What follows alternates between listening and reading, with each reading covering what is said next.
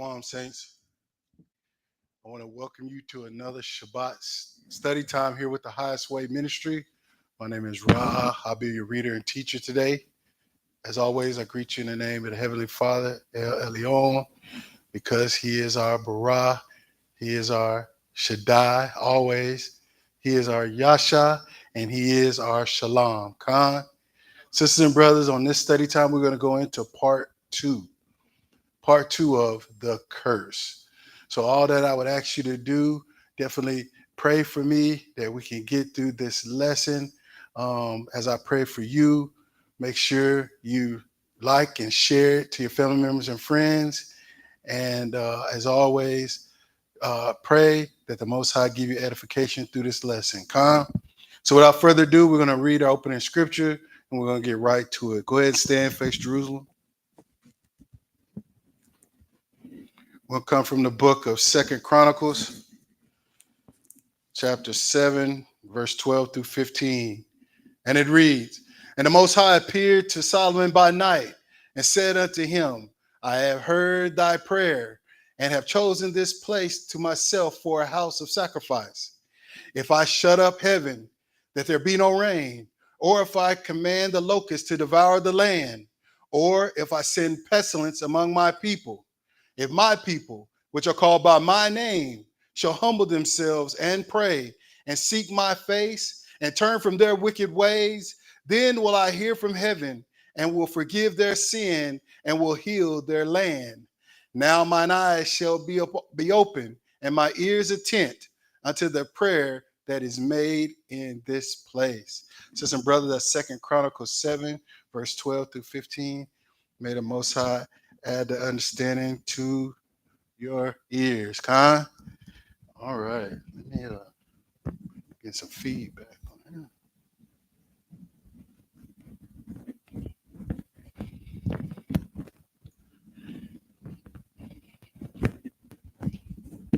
that. All right. For those of you who have watched part one, I welcome you back. I pray you've gone back through that lesson, you liked and shared it, and it was good conversation piece for you and your family. With that being said, I'm sure part two won't be as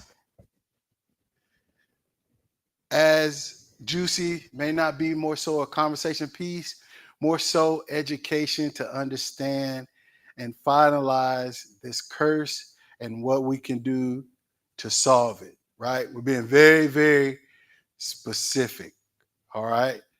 Let's get into it. In the beginning, fair use. We got a lot of videos, so be ready. I think you're going to be up on this one because we have a lot of videos to bring our study time home. So let's start with some definitions. Curse, to utter a wish of evil against one. To imprecate, meaning to utter evil upon. To call for mischief or injury to fall upon. To execrate. To injure, damage. To subject to evil, to vex, harass, or torment with great calamities. So, sisters and brothers, we're looking into this family curse and look at what is really happening to us as a family. You could call it a curse. I would call it a more of a systematic plan that has been installed here for sure in the Americas to make sure that what we had a foundation of a sure family is no more. We had it. We had it in majority as a beacon, as a light. We were once the light, doing it the way that it is written. So how did we get off the path to the point where we are today? Let's go to Ecclesiastes 3 and 9 in the Apocrypha. Ecclesiastes 3 and 9. How did we get so far from this as an example of our family unit? In the Apocrypha, Ecclesiastes chapter 3, verse 9. And it says, For the blessing of the father establisheth the houses of children, but the curse of the mother rooted out foundations. Now, you know, we went into that in depth in part one. We gave some examples of what it would look like and why did the enemy choose the woman. Why did she choose the woman, the wife, the spouse, the partner? Why did he use her to attack the family unit? You got to go back to part one if you want to get in depth with that. More so, we're going to look at now the effects of that cause. Because they used the woman and weaponized her against the family, here is some of the effects in part two. So get ready, take your notes. Here we go. Ungodly children shall not live. Well, we could say if the father was establishing the house of the children, then we could say those children would have been blessings. They would have been godly, right? The mother was playing her role. Everybody knew what their assignment was. Everybody was standing on business. So the enemy had to come in and devise a plan to put husband against wife. And in result, now we have a lot of single parent homes or a lot of blended families with ungodly children. Why? Because you put a man in a house that he is not the father of, the kids ain't listening to him. It's almost like we was watching with my daughter last night. Are we there yet? Are we done yet? And I'm telling you, if that is not a comical version of a blended family and how tough it could be to bring a parent in to try to help raise kids that they didn't birth.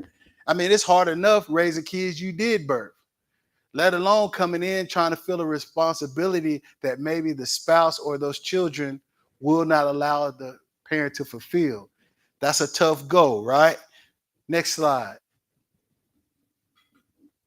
So what is it about the sisterhood, especially within Black women, where we don't like to hold each other accountable? We don't like to tell each other the truth, and we kind of basically contribute to each other's demise. So I honestly think that they just hate each other. And then, like, we have to just look at them. Like, they all keep having like these baby showers, right? You see them at the baby shower. There's no man in sight, okay? No man in sight. You can never find the man. And they all just get a plot. Like, why are you getting a party for being a baby mama? Like, I don't understand why we're celebrating this. Like, why are we even celebrating the fact that you're a baby mama? There's no man in sight. And then we're calling these people strong. We're calling those the strong women. It is not right. A strong woman does not look like that. That is a hurt woman.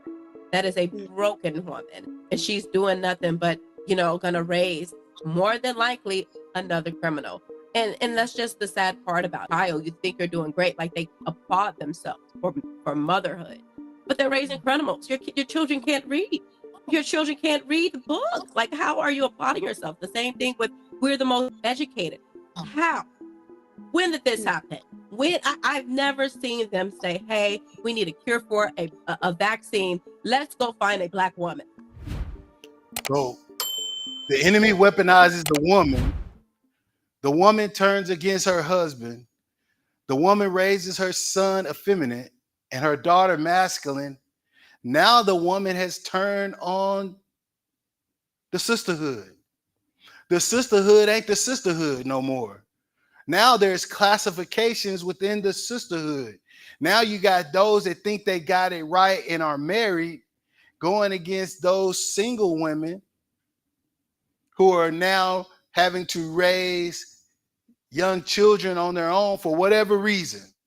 Well, now when you hear women say it, you could say some women are going to say she has a point, and some women are going to say she's being unrealistic.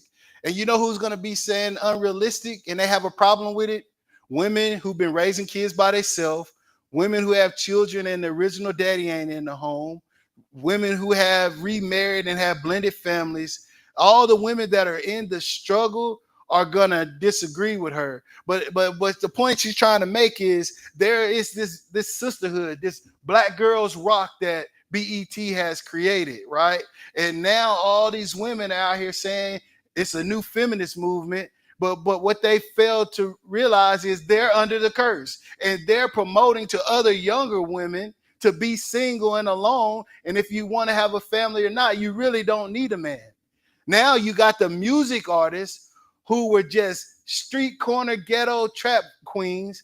Now they got a little money, and now they want to promote having babies to the young girls.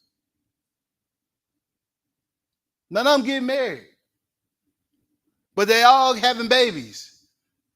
Tell me the sisterhood, I guess, which one is the sisterhood? Is the one that are educated and got their marriages and think they doing it right? Or is the sisterhood the other women that say we don't need a man and black girls rock and women rule? Who's the sisterhood? There's a divide amongst the sisters, and the kids suffer. The kids suffer. They don't get to be under the father who's a blessing to them. They don't get to be raised where the father can pass down what his father taught him and his father taught him and his father. Now you got women thinking they can be the father. Next slide. Ecclesiastes 41. Ecclesiastes chapter 41.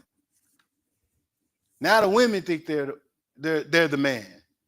They think they can raise a son. Those that are fortunate enough to raise a son to adulthood and it becomes something, they think they got the blueprint on it, but they can't tell you how they did it.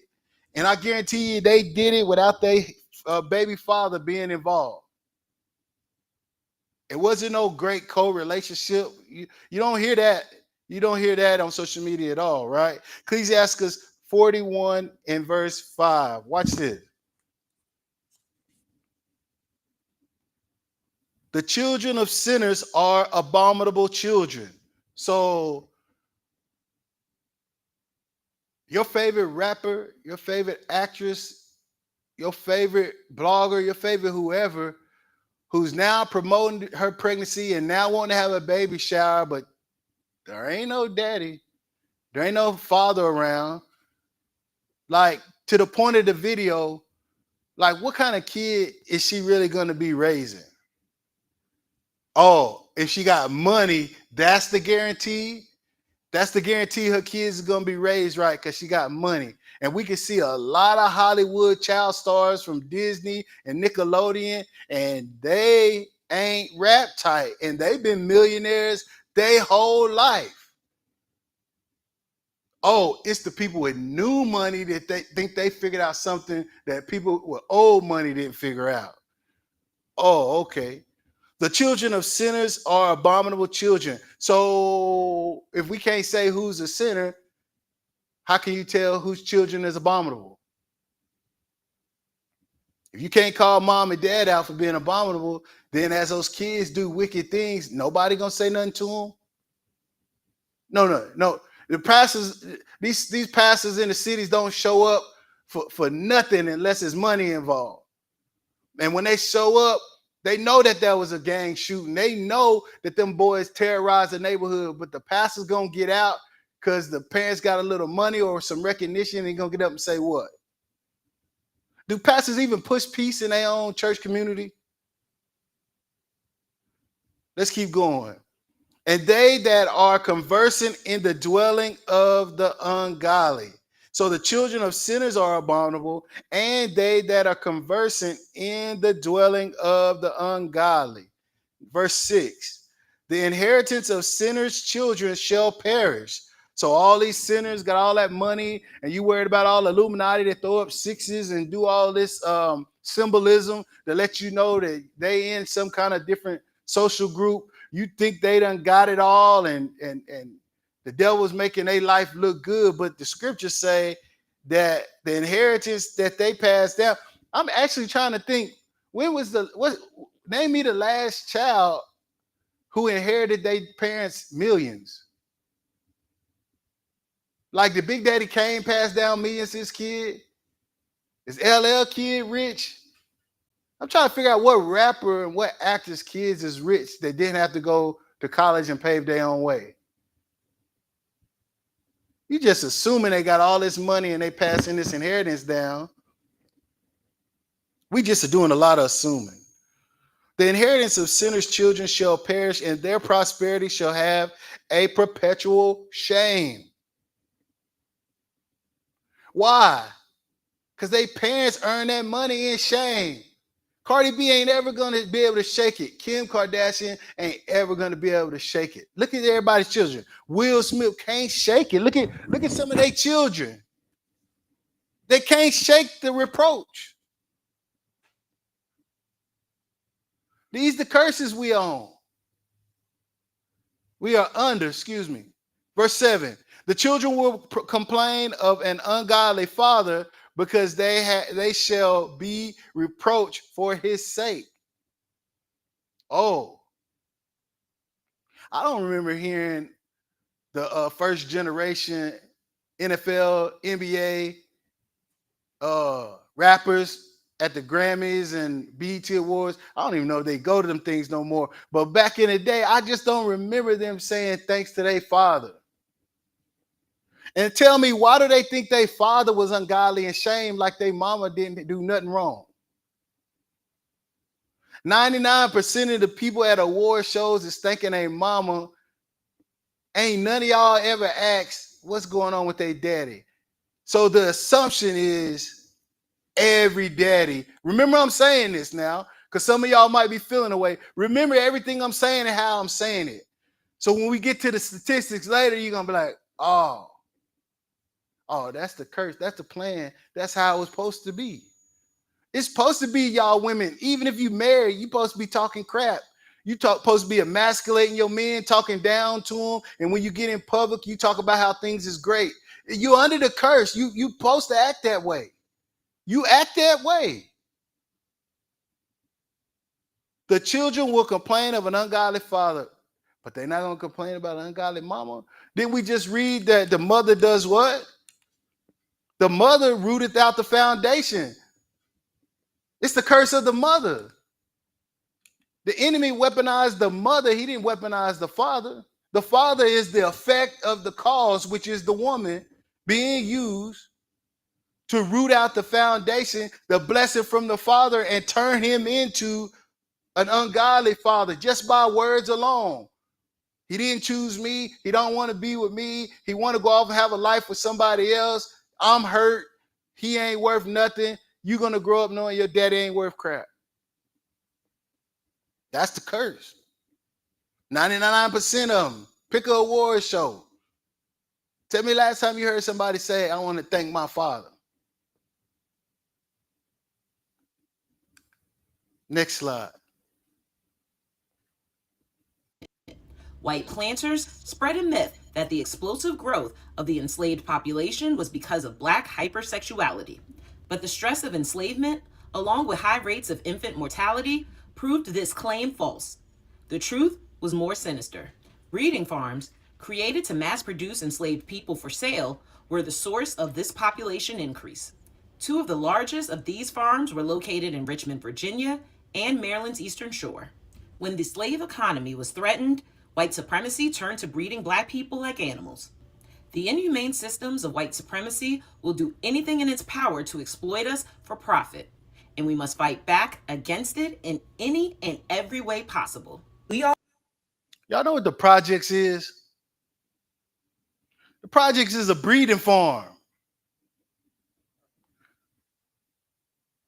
No, the projects is a breeding farm for women having a lot of babies and men not being around. We used to call them the POWs where I'm from. You fill in the acronym. It's a breeding farm for single women with children looking for men. But the men can't stay there, but them women keep having babies. It's the modern day breeding farm.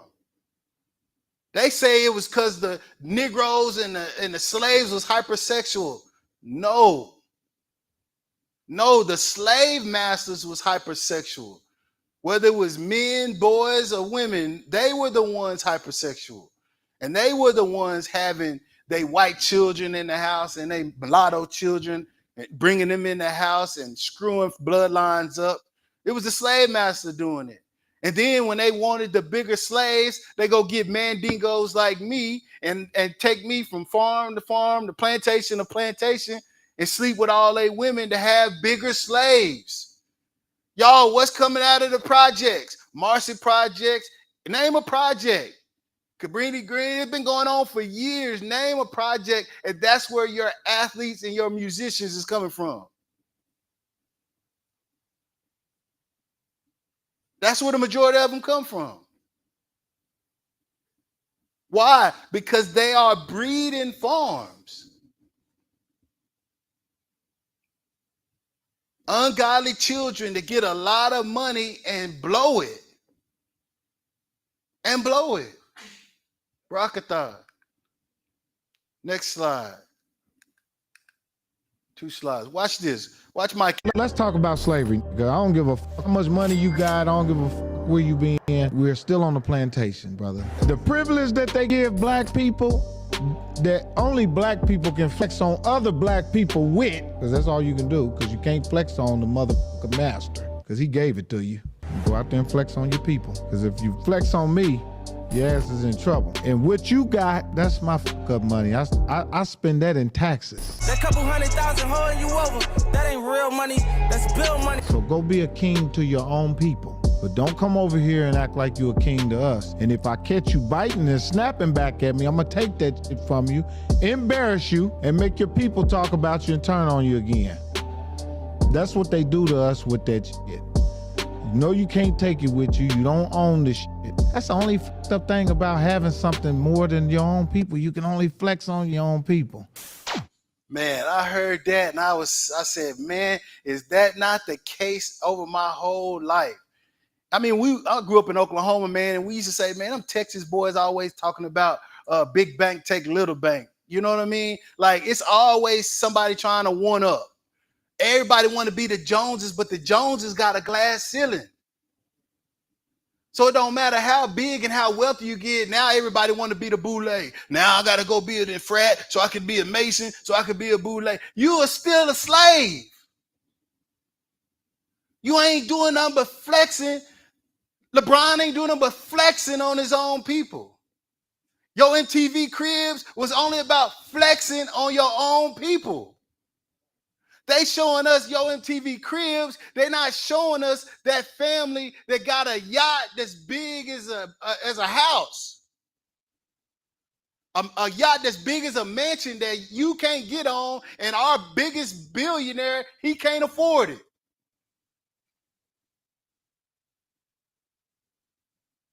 You flexing to get $1 million just to find out your $1 million ain't nothing next to the man with $10 million. Then to find out your 10 million ain't nothing to the guy with 100 million. And you keep on trying to chase the money. And while you're doing that, you're not building no inheritance. You ain't setting up no trust funds. You ain't building nothing. But then, like Mike F said, even when we do all of that, we can't take it with us. And the crazy thing is, you can go out here and buy 2,000 acres of land, build on it. It got rivers through it and all of that. And then they come in and say, hey, you got a scissor-tail flycatcher that now is endangered on your property, and we need to take this property and make it a national park, an eminent domain, and take it from you by law. By law, they'll just take it from you.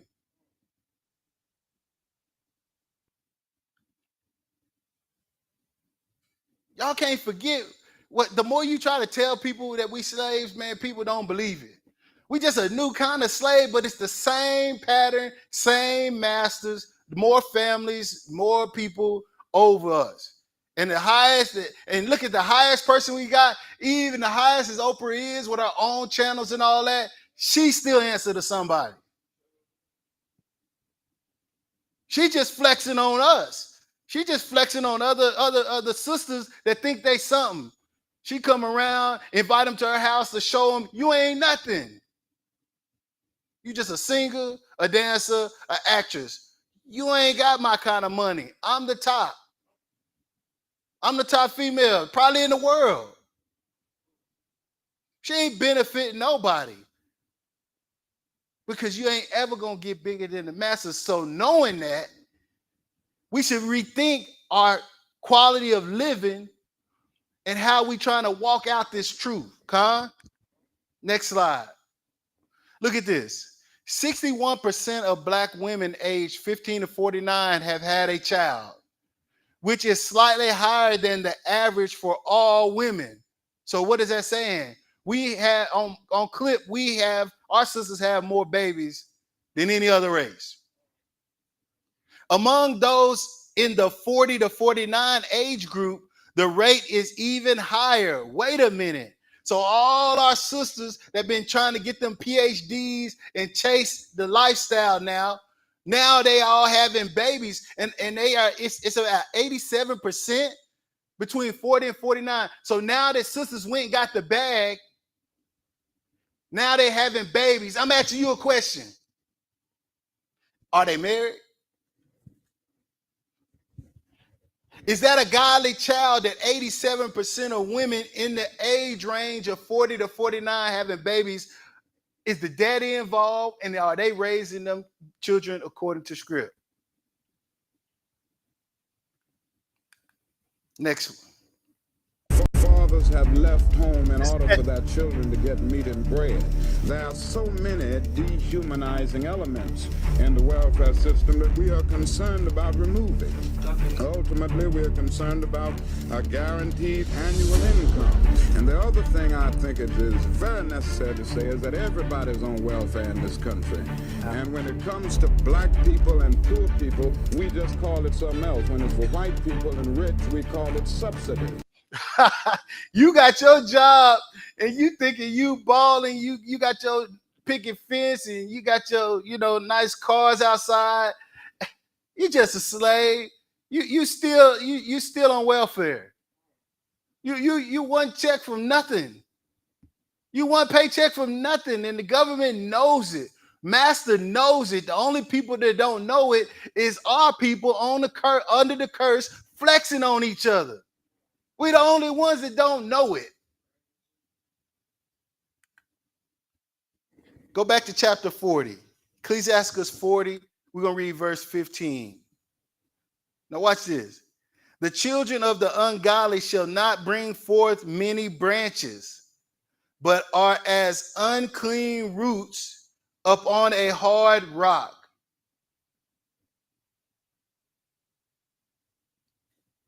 Man, if your cousin ain't keeping the commandments, your sister and brother ain't keeping the commandments, they children ain't gonna keep the commandments.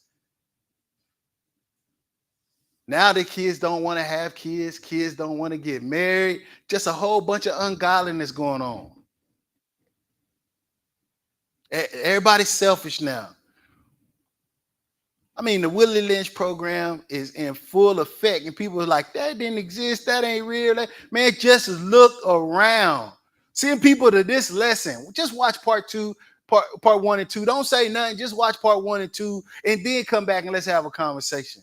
That's how you should say it to people. Watch part 1, part 2, and then let's have a conversation. How you thinking your kids is good? What your kids involved in? Just ask your friend, how you a friend and a brother and sister to somebody that you can't tell them when something off the track? Don't be no secret lover. Watch this. Next slide. In 1935, there was a hearing on a bill, and the NAACP, an organization that fights for civil rights, expressed their concerns. Southern politicians wanted to exclude agricultural and domestic workers from the bill. This meant that many black workers couldn't get the support they needed. This exclusion would particularly affect black sharecroppers and cash tenants, who were already struggling to make ends meet. Even though the NAACP was highly against it, the Social Security Act was approved. That's why 65% of African Americans nationwide were not eligible for benefits. What? And an even larger percentage of these black families in the South were excluded from the program What? in the 1950s and 60s. Things got even worse for black families. Welfare checks incentivized single-mother households. And there was one rule that ruined it all. The man-in-the-house rule. Black families have long been the victims of income inequality and bad government policies. The irony, of course, is that conservatives pushed black mothers to break their families to get welfare. Before 1968, many states and administrative agencies created and enforced the man-in-the-house rule. This rule basically meant that if there is a working or healthy man in the house, the government can't help you. And they would go as far as to send welfare workers to visit the homes without warning to check if a man was present. If they found any evidence whatsoever, What would families lost their welfare benefits. Over the years, the welfare state started dissolving the family structure, slowly but surely. A man who can't get a decent job and provide a substantial income suddenly believes that his family is better off without him. So, if a man were to lose his job, he literally had to leave the house so his children could get government surplus peanut butter, beans, and cheese. On the other hand, if either the woman or the man, or both, were irresponsible, they faced no consequences for their actions. And it was the taxpayers who ended up paying for it. These things aren't exactly designed to keep the marriage intact. They are meant to divide. Wait a minute. You mean we coming out of emancipation, man, we was working. We was building Rosewood. We had our Black Wall Streets. We had our Tulsas. We had our places all over the country. We was doing very well on our side of the track. You remember what I said in part 1? They had to get us to come over aside and integrate. Now, once we integrated by laws, we had jobs. We was up there at Ford. We was up there in Bowen and Chrysler and the steel plants, the coal plant. We had great jobs. But y'all not understanding, while we had those great jobs, there was immigrants coming through Angel Island and Ellis Island that needed to have jobs. Europeans was coming in that needed to have jobs, so we got the jobs that can take care of our 10 kids. We didn't need welfare. So what did they do? They shut down them jobs. Then they excluded us from Social Security. While shutting down those factory jobs and moving them to more European places, I'm gonna say it just like that. More places in the burbs where colored people wasn't, because we was in the inner cities. They moved them out to the counties. But while they took the job away, they passed the Social Security Act that didn't include you and me. We sitting up here talking about a curse. I'm telling you, it's a systematic plan. And then you got colored people talking about we don't need to vote and we don't need to be involved with laws that they are using to put us back in slavery. Then they said we're going to exclude them from Social Security, which means a portion of your paycheck was put in an account for you. Not the color. We're going to take that away from them because their family unit is only together because the man is the blessing. So they took the man out of the role as the blessing, lifted the women up, and then gave the ones that didn't want to get an education welfare. And then those that did not get welfare and got the good jobs, they turned into men haters. Now you got the men haters having kids. I don't need a man. And then you got the women that just love men, love having babies, but they don't want to marry. So let's give them welfare. But we're going to put the man rule on them all. Now you look at from that time to now, how has that law affected our household?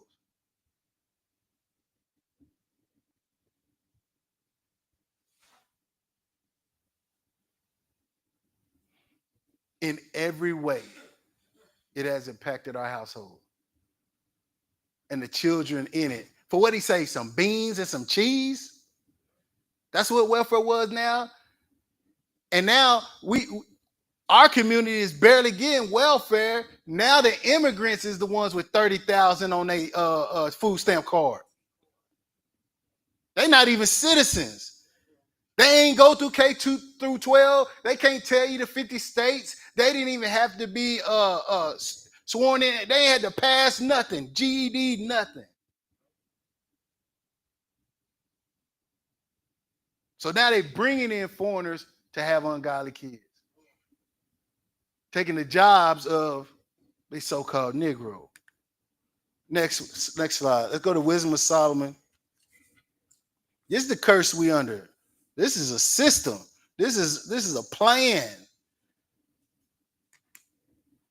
It was a plan for the majority of our Negro men not to be making enough to support a family. And then you take them little kids out of the ghetto, give them millions of dollars, and make them put on dresses and wear fingernail polish and get Dennis Rodman to run around in a wedding dress.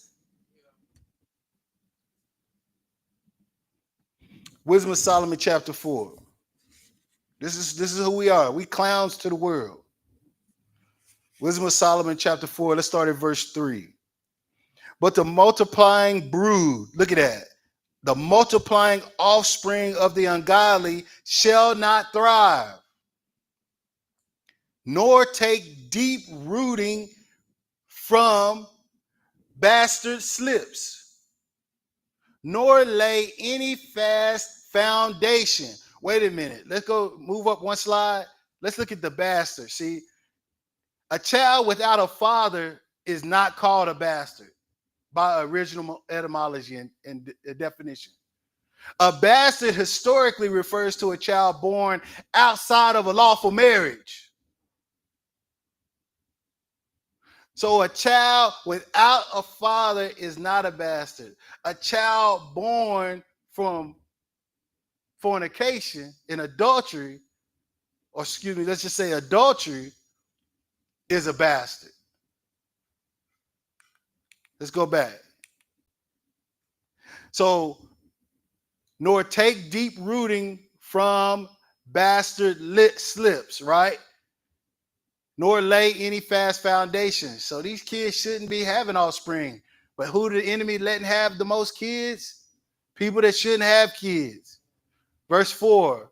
For though they flourish in branches for a time, so though we're looking at all these people have babies, and these babies is podcasters, and these babies is football players and actors and rich and wealthy, yet standing not fast. They shall be shaken with the wind, and through the force of winds, they shall be rooted out.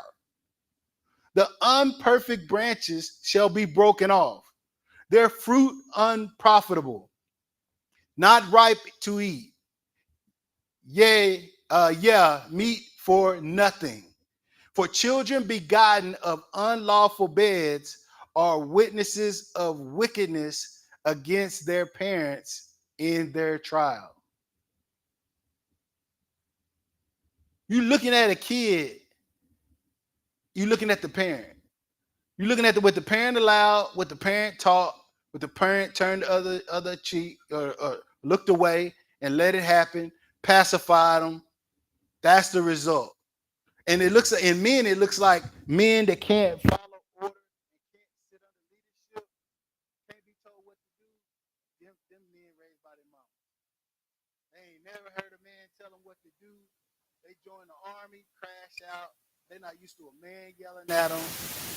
You understand? They join, street gang. They join anything where a man is over them, they gonna lose it. I ain't never had a man tell me nothing in my life. That's the result of the systematic curse. Move forward. Massive. Many children experience the hurt from broken families at such a young age.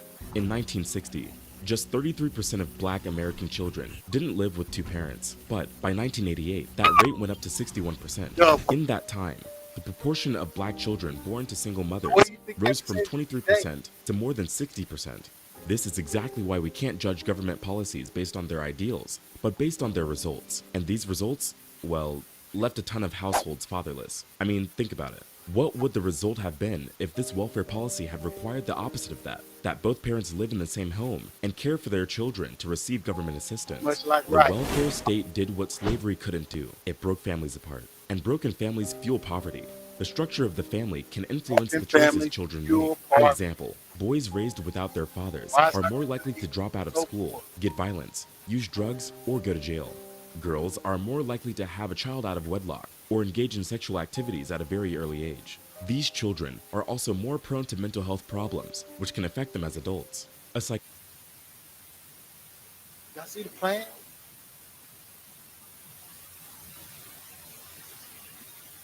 Y'all thinking they looked at that Willie Lynch book ain't real. They took it as a blueprint, and then they figured out a whole nother set of plans to make it happen forever.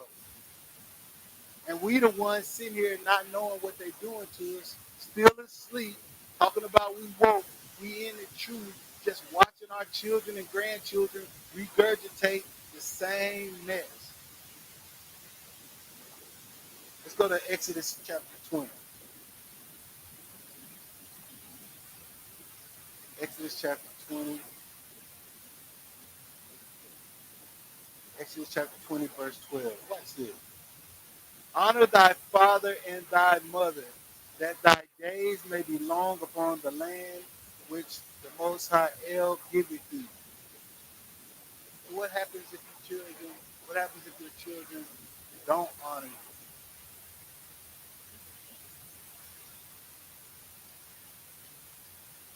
What if your wife, or baby mama, don't honor the father of the children?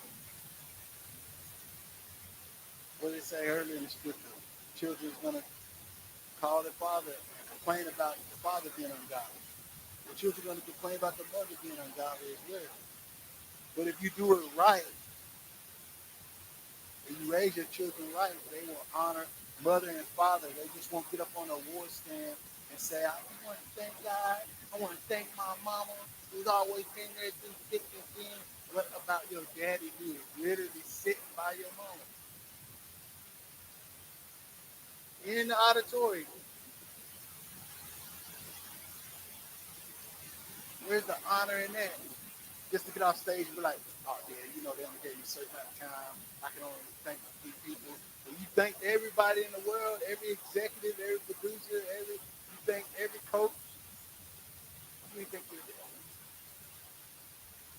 That's part of the curse. That's the plan. Even if they got daddies, they still gonna thank their mama. Why? Because they grew up watching award shows on TV, and all they ever heard people do is thank their mama. That's right. Social Security became even more critical. Many black adults lost jobs, and many small businesses were forced to close. The coronavirus made it very difficult to keep up with mortgage or rental payments. The thing is, today, more black Americans are more likely to enter a church to go to a funeral than to celebrate a wedding. Fatherless homes, declining marriage rates, and high divorce rates are challenging the black community to the core.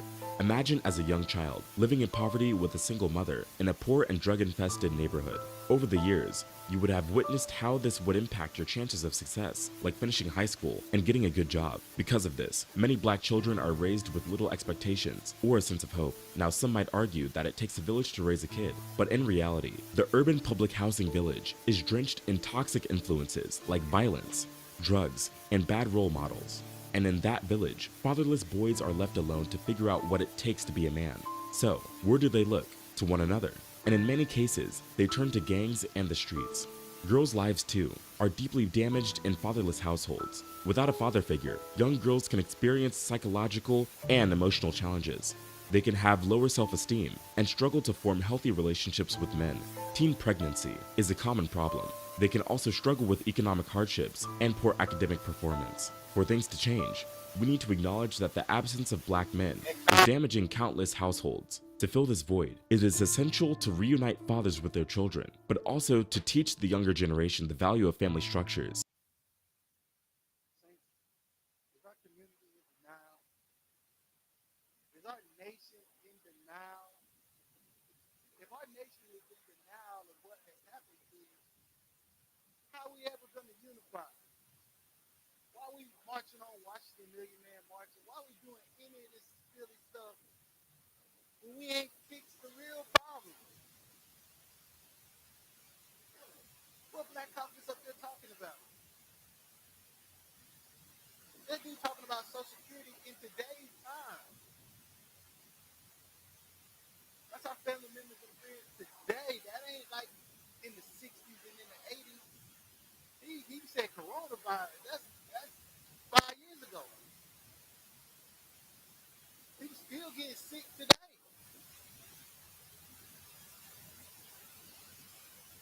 So now they got a formula for people to lose their houses. Social Security still impacting people today. Let's move forward.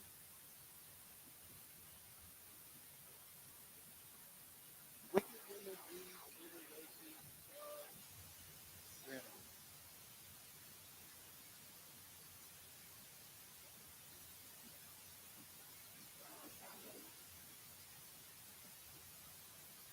How's it? So the video sounds clear, but I'm not coming through.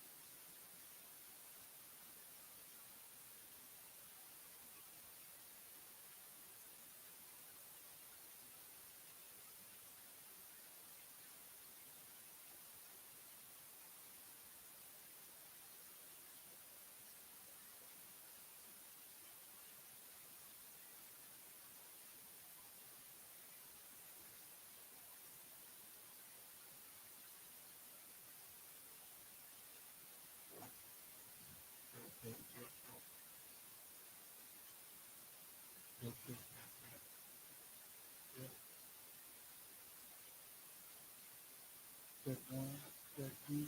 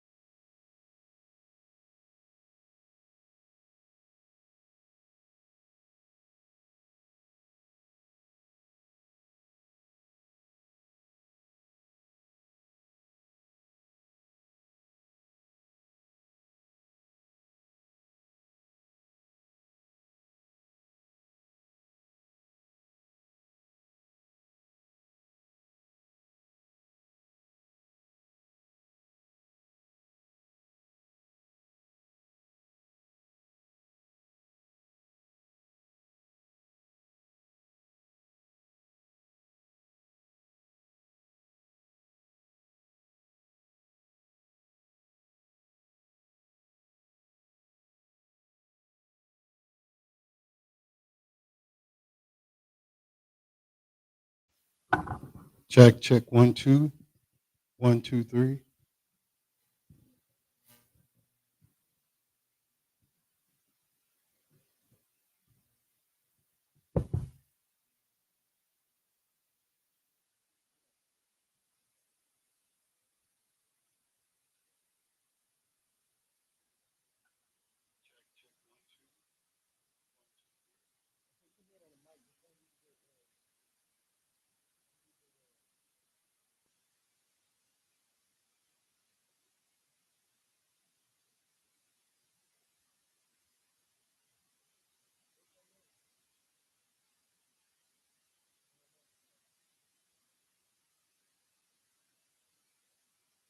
Mic check.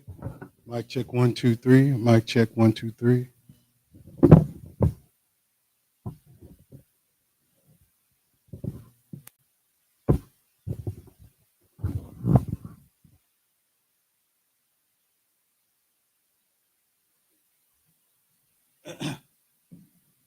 Check 1 2 3.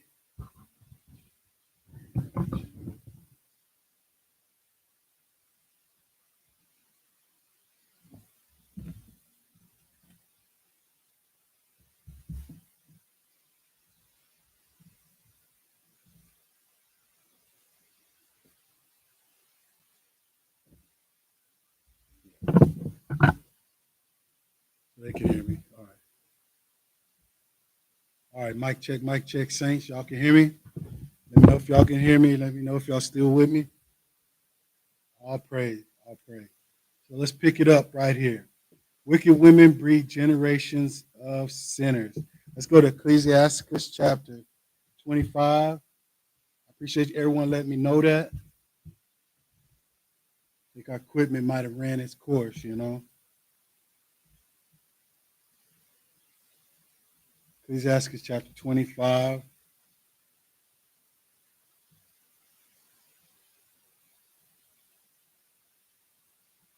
We're going to read verse 19 and verse 24. Ecclesiasticus 25, verse 19 says, all wickedness is but little to the wickedness of a woman. Let the portion of a sinner fall upon her. Why? Because the prophets knew the enemy was going to use the woman, just like the garden is going to use the woman against the man. Drop down to verse 24. Of the woman came the beginning of sin, and through her we all died. Now let's go into a story. Y'all remember the story of Ahab and Jezebel, right? Did y'all know they had a child? Man, let's look at this story, right? Because what? Through women is the beginning of sin. And you know, Jezebel was running a cool game on her husband, right? She wanted to be the boss. But I don't think many of you knew that Jezebel and Ahab's daughter became the queen of Israel. Y'all remember in past lessons I said the first queen of Israel was Salome Alexander? I was wrong. First queen of Israel was the daughter of Ahab and Jezebel. I'm going to show y'all, right? Let's start at 1 Kings chapter 16. Let's get a little background to the story and then we'll get to the point. 1 Kings chapter 16, verse 28. Now, write this in your notes, right? So Omri slept with his fathers and was buried in Samaria, and Ahab his son reigned in his stead. And in the 38th year of Asa, king of Judah, began Ahab the son of Omri to reign over Israel. And Ahab the son of Omri reigned over Israel in Samaria 22 years. So they're giving you the distinction between Judah and Israel. They're letting you know who the kings of Israel was, and who the king of Judah was, and how long Ahab reigned. And Ahab the son of Omri, verse 30, did evil in the sight of the Most High above all that were before him. See, we heard other kings and it said there was none like them or after them, right? But so this is just saying every king before Ahab, they did nothing. Saul did nothing compared to what old Ahab did for the northern kingdom, right? Now remember that. Ahab's daddy was who? Omri. All right. So we're still on 31. And it came to pass as if it had been a light thing for him to walk in the sins of Jeroboam. So Ahab began to do whatever Jeroboam did, the son of Nebat. This is what Ahab did. He took to wife Jezebel, the daughter of Ithbaal, king of the Zidonians, and went and served Baal and worshiped him. See, every time it say Baal, that's where Lord need to be. Because the real word for Lord is Baal.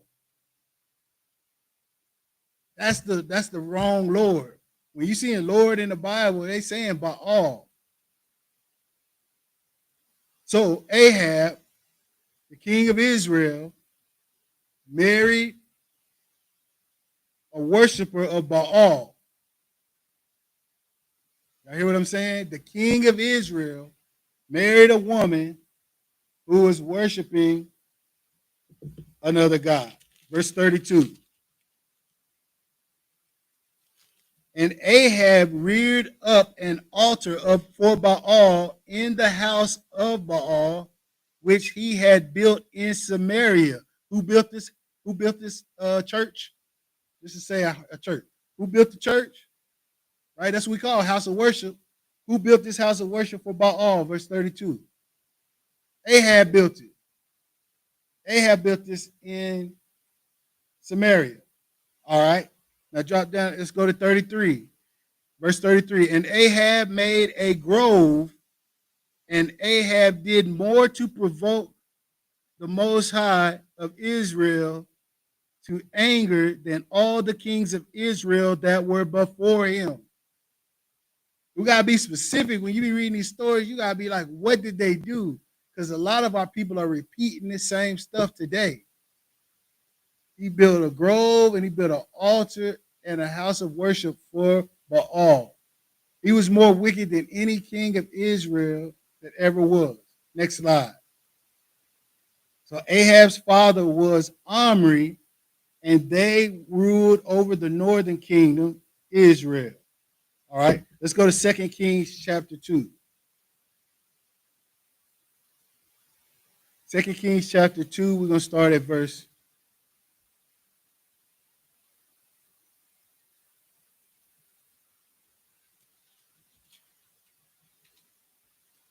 10.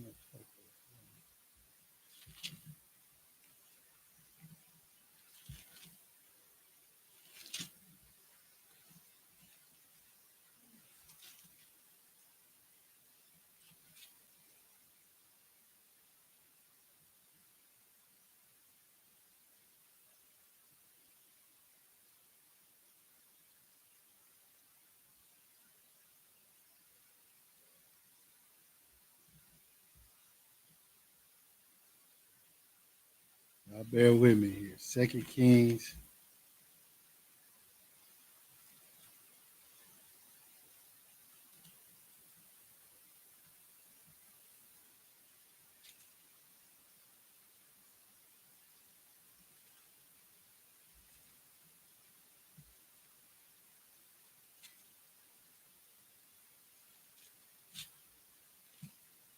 Maybe that should be 22.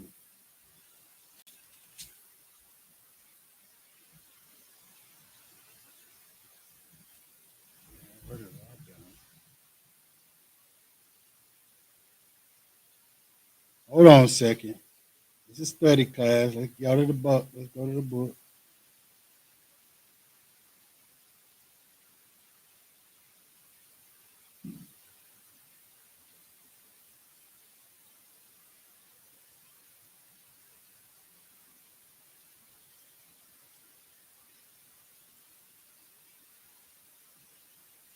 Oh, that should be 8. Yeah, that should be 8. I'm going to change it while we're here. 2 Kings 8, y'all. 2 Kings chapter 8. 2 Kings chapter 8. Man, that 2 don't look nothing like an 8. All right, 2 Kings chapter 8, verse 25. So Jehoram slept with his fathers and was buried with his fathers in the city of David. And Ahaziah, his son, reigned in his stead. Now watch, I'm going to tie all this together now.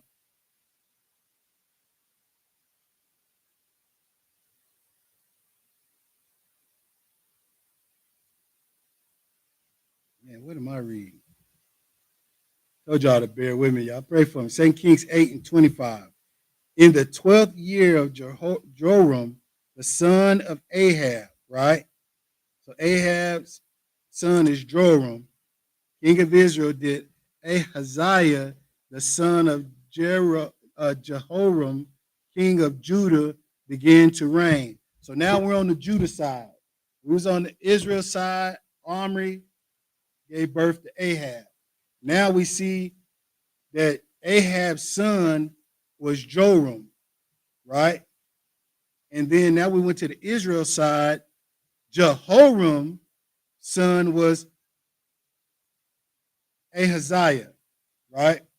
Verse 26.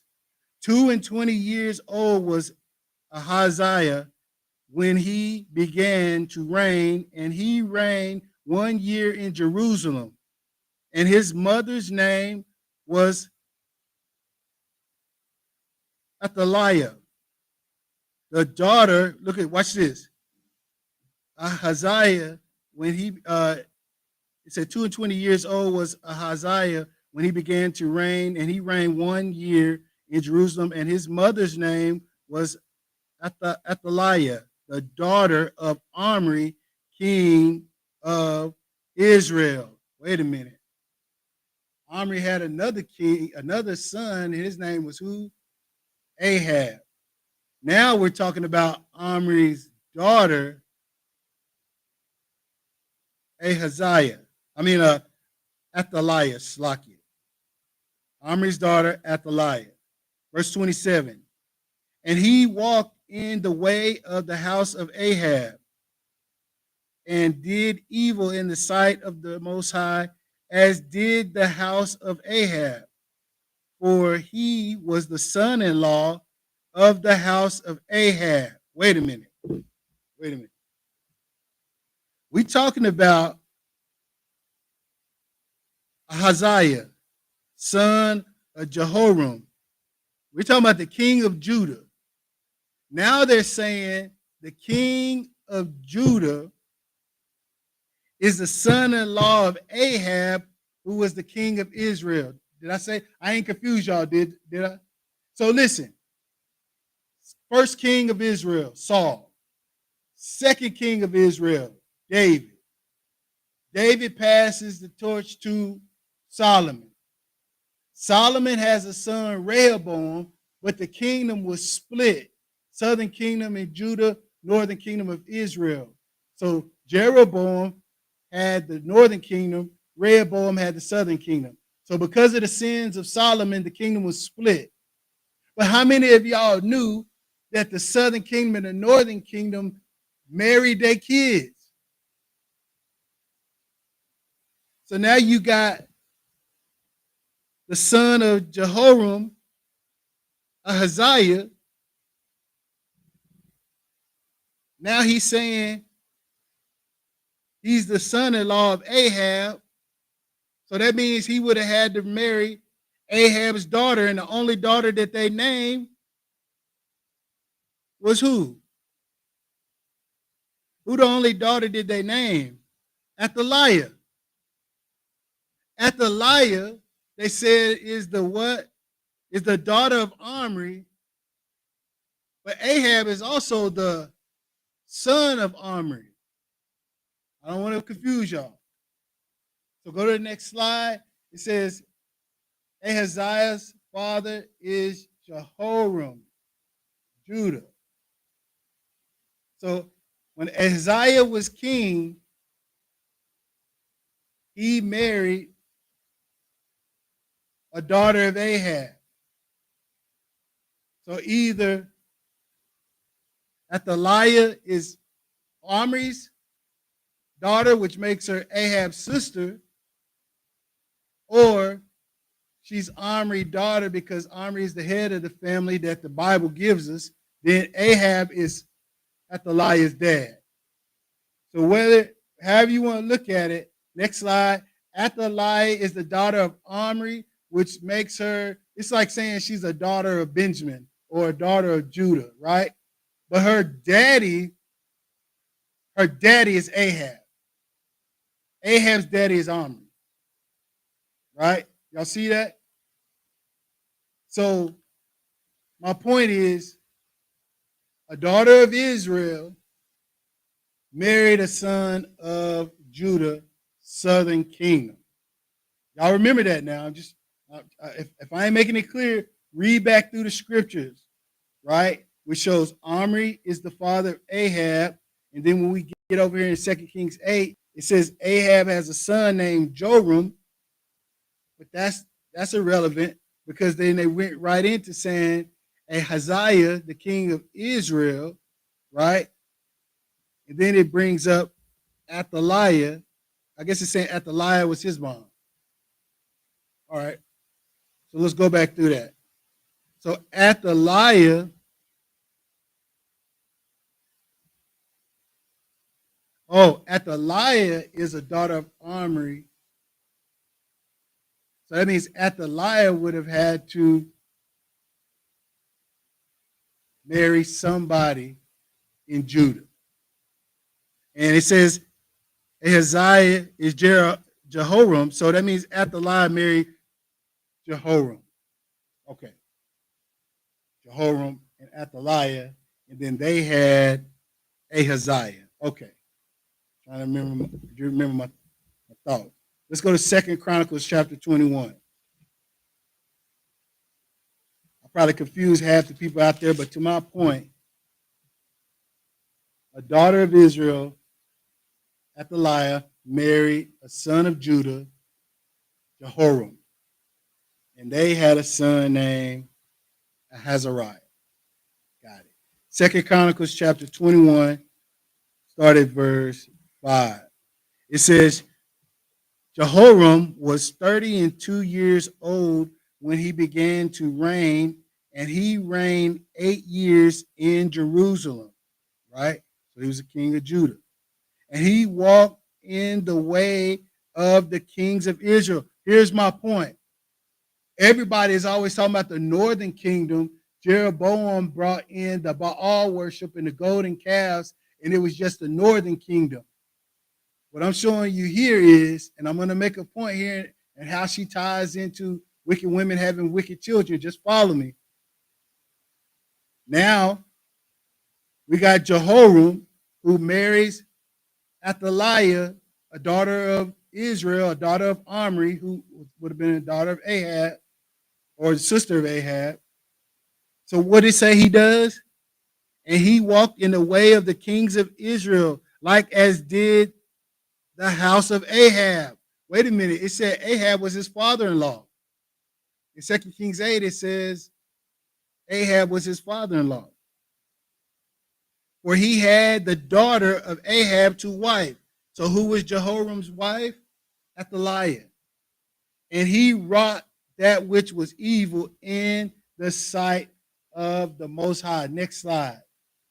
So Jehoram, a king of Judah, followed the religion of Ahab, which was what?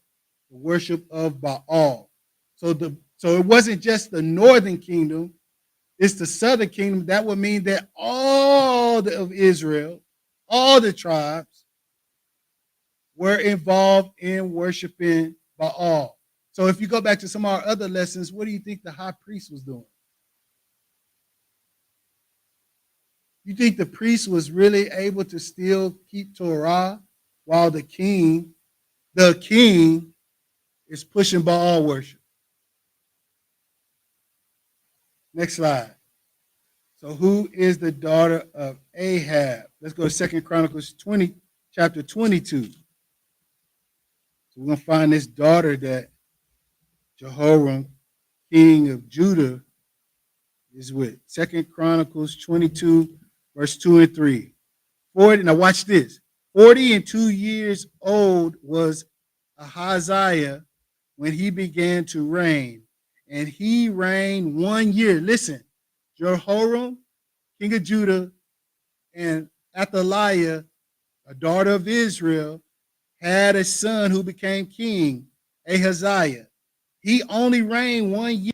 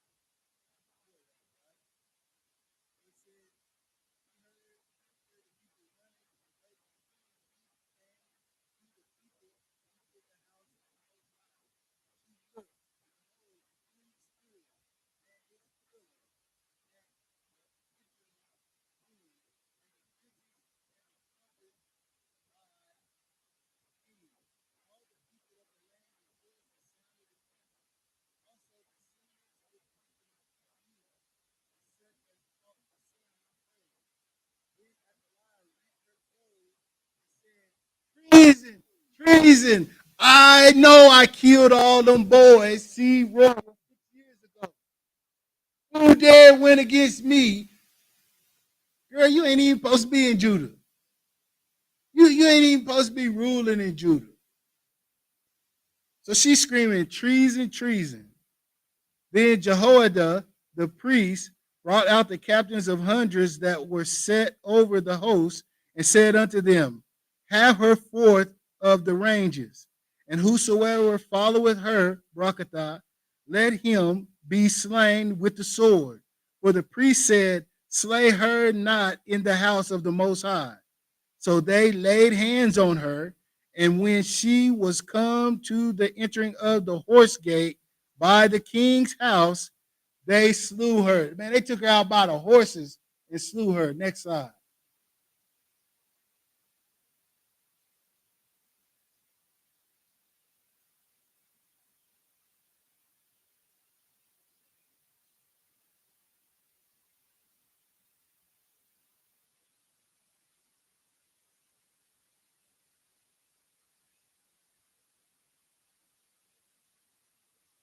Y'all can hear me, saints?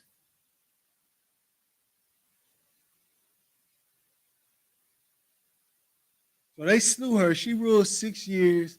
She tried to kill all the seed line of the kings of Judah. She failed. She cried, treason, treason. Jehoiada the priest came and gathered her and all her followers to be put to death. But they said she should not be put to death in the house of the Most High. So they took her out by the stalls, by the horses, and slew her. Let's drop down. Let's go to verse 21. Drop down to verse 21. 2 Chronicles 23, verse 21. And it says, and all the people of the land rejoiced, and the city was quiet. After that, they had slain Athaliah with the sword. So Judah, Jerusalem, southern kingdom, had a pseudo queen in place for 6 years, and she reigned terror on the house of Judah for 6 years. And when the king was old enough, right? What was his name? Little baby Joash.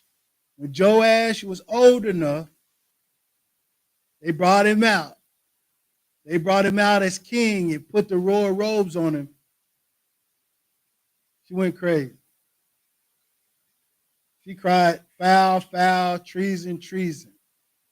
But what is my point? Through the woman, the house of Israel was corrupted with Baal worship. And through the woman, the house of Judah in the southern kingdom was corrupted with Baal worship.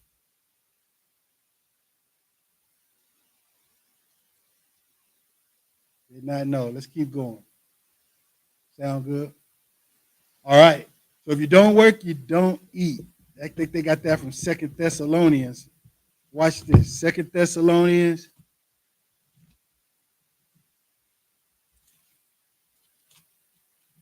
Second Thessalonians 3 and 10.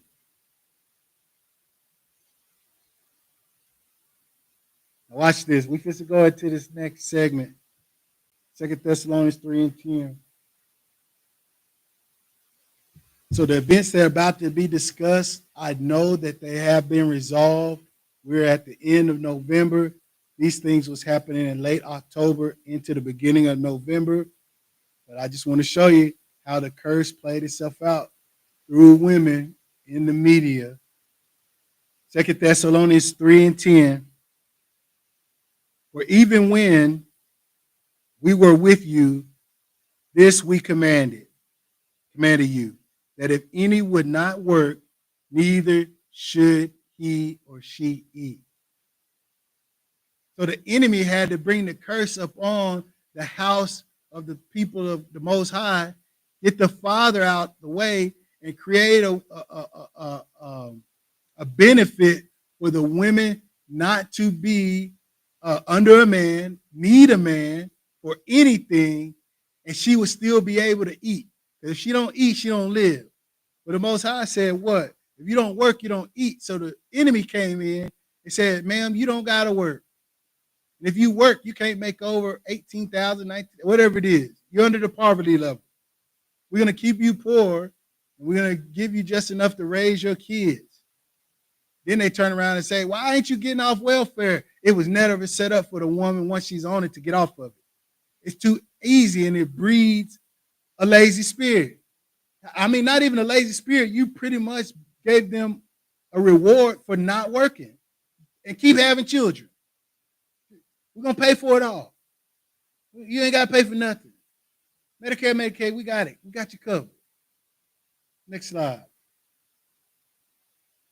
Approximately 70% of African American births are to unmarried mothers. Y'all remember the slide earlier, who having the most babies? Out of any race. Don't matter if there's more in one race or another, you having more than all the races. Though recent data shows that the rate around 69%, it dropped 0.7.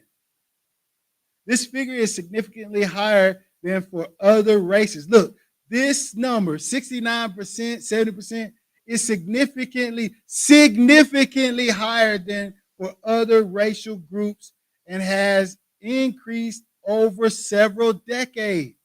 Although the fertility rate for unmarried Black women has declined since the 70s.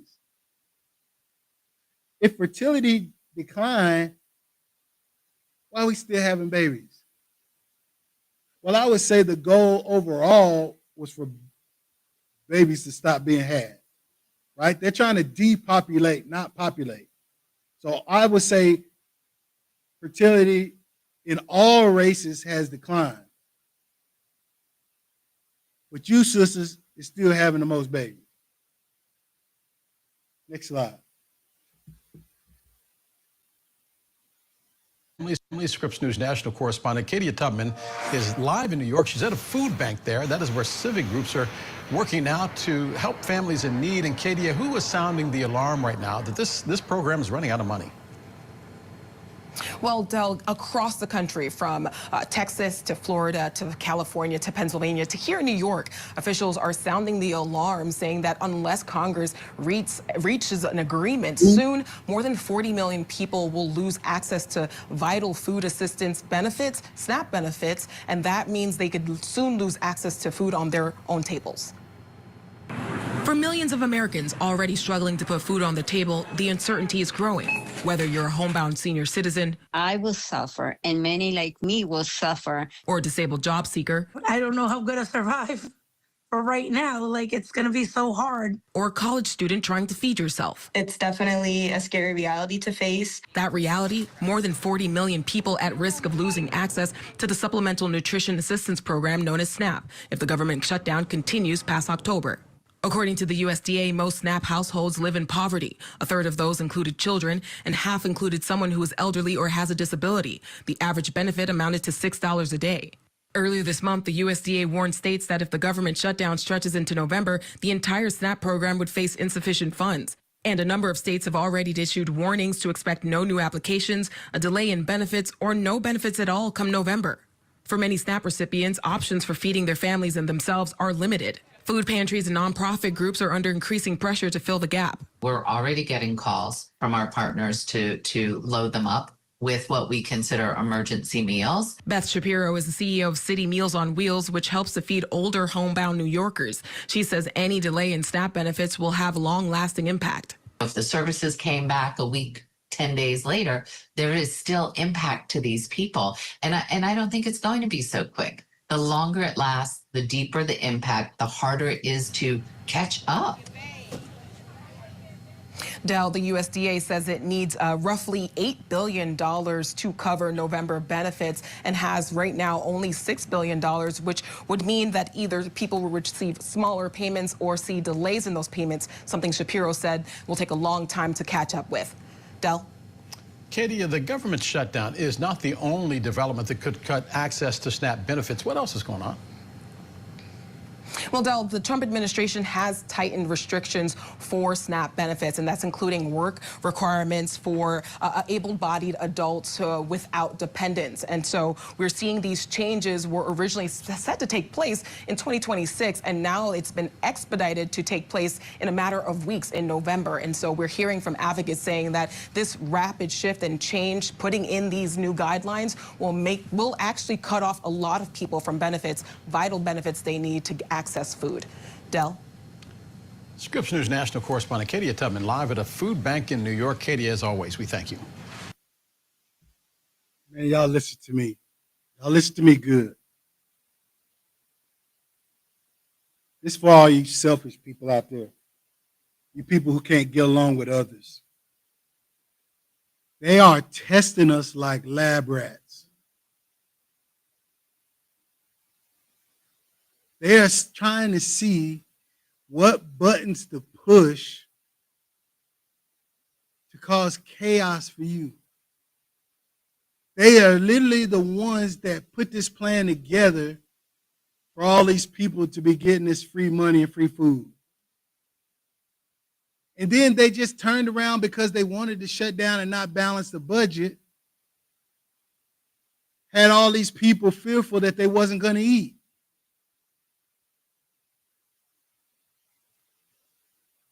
When are y'all going to consolidate, relocate, liquidate, and get out of the cities and figure out you need to be planting and growing your own food? Figuring out where you're going to get your water source from.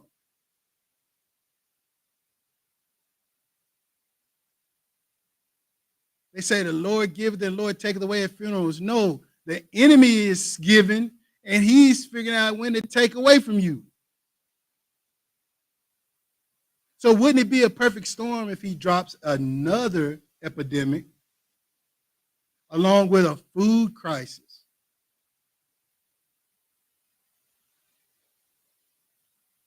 It won't just be 40 million people worried about food, will it? So where the help gonna come from? Do you know that years ago when they did this last time Trump was in office, do you know before the shutdown, you remember that woman said we should have secured more funding when we knew the shutdown could happen? They did that the last time. Why do you think they did not secure the money that they needed for people not to worry about receiving their benefits? Why didn't they do it this time?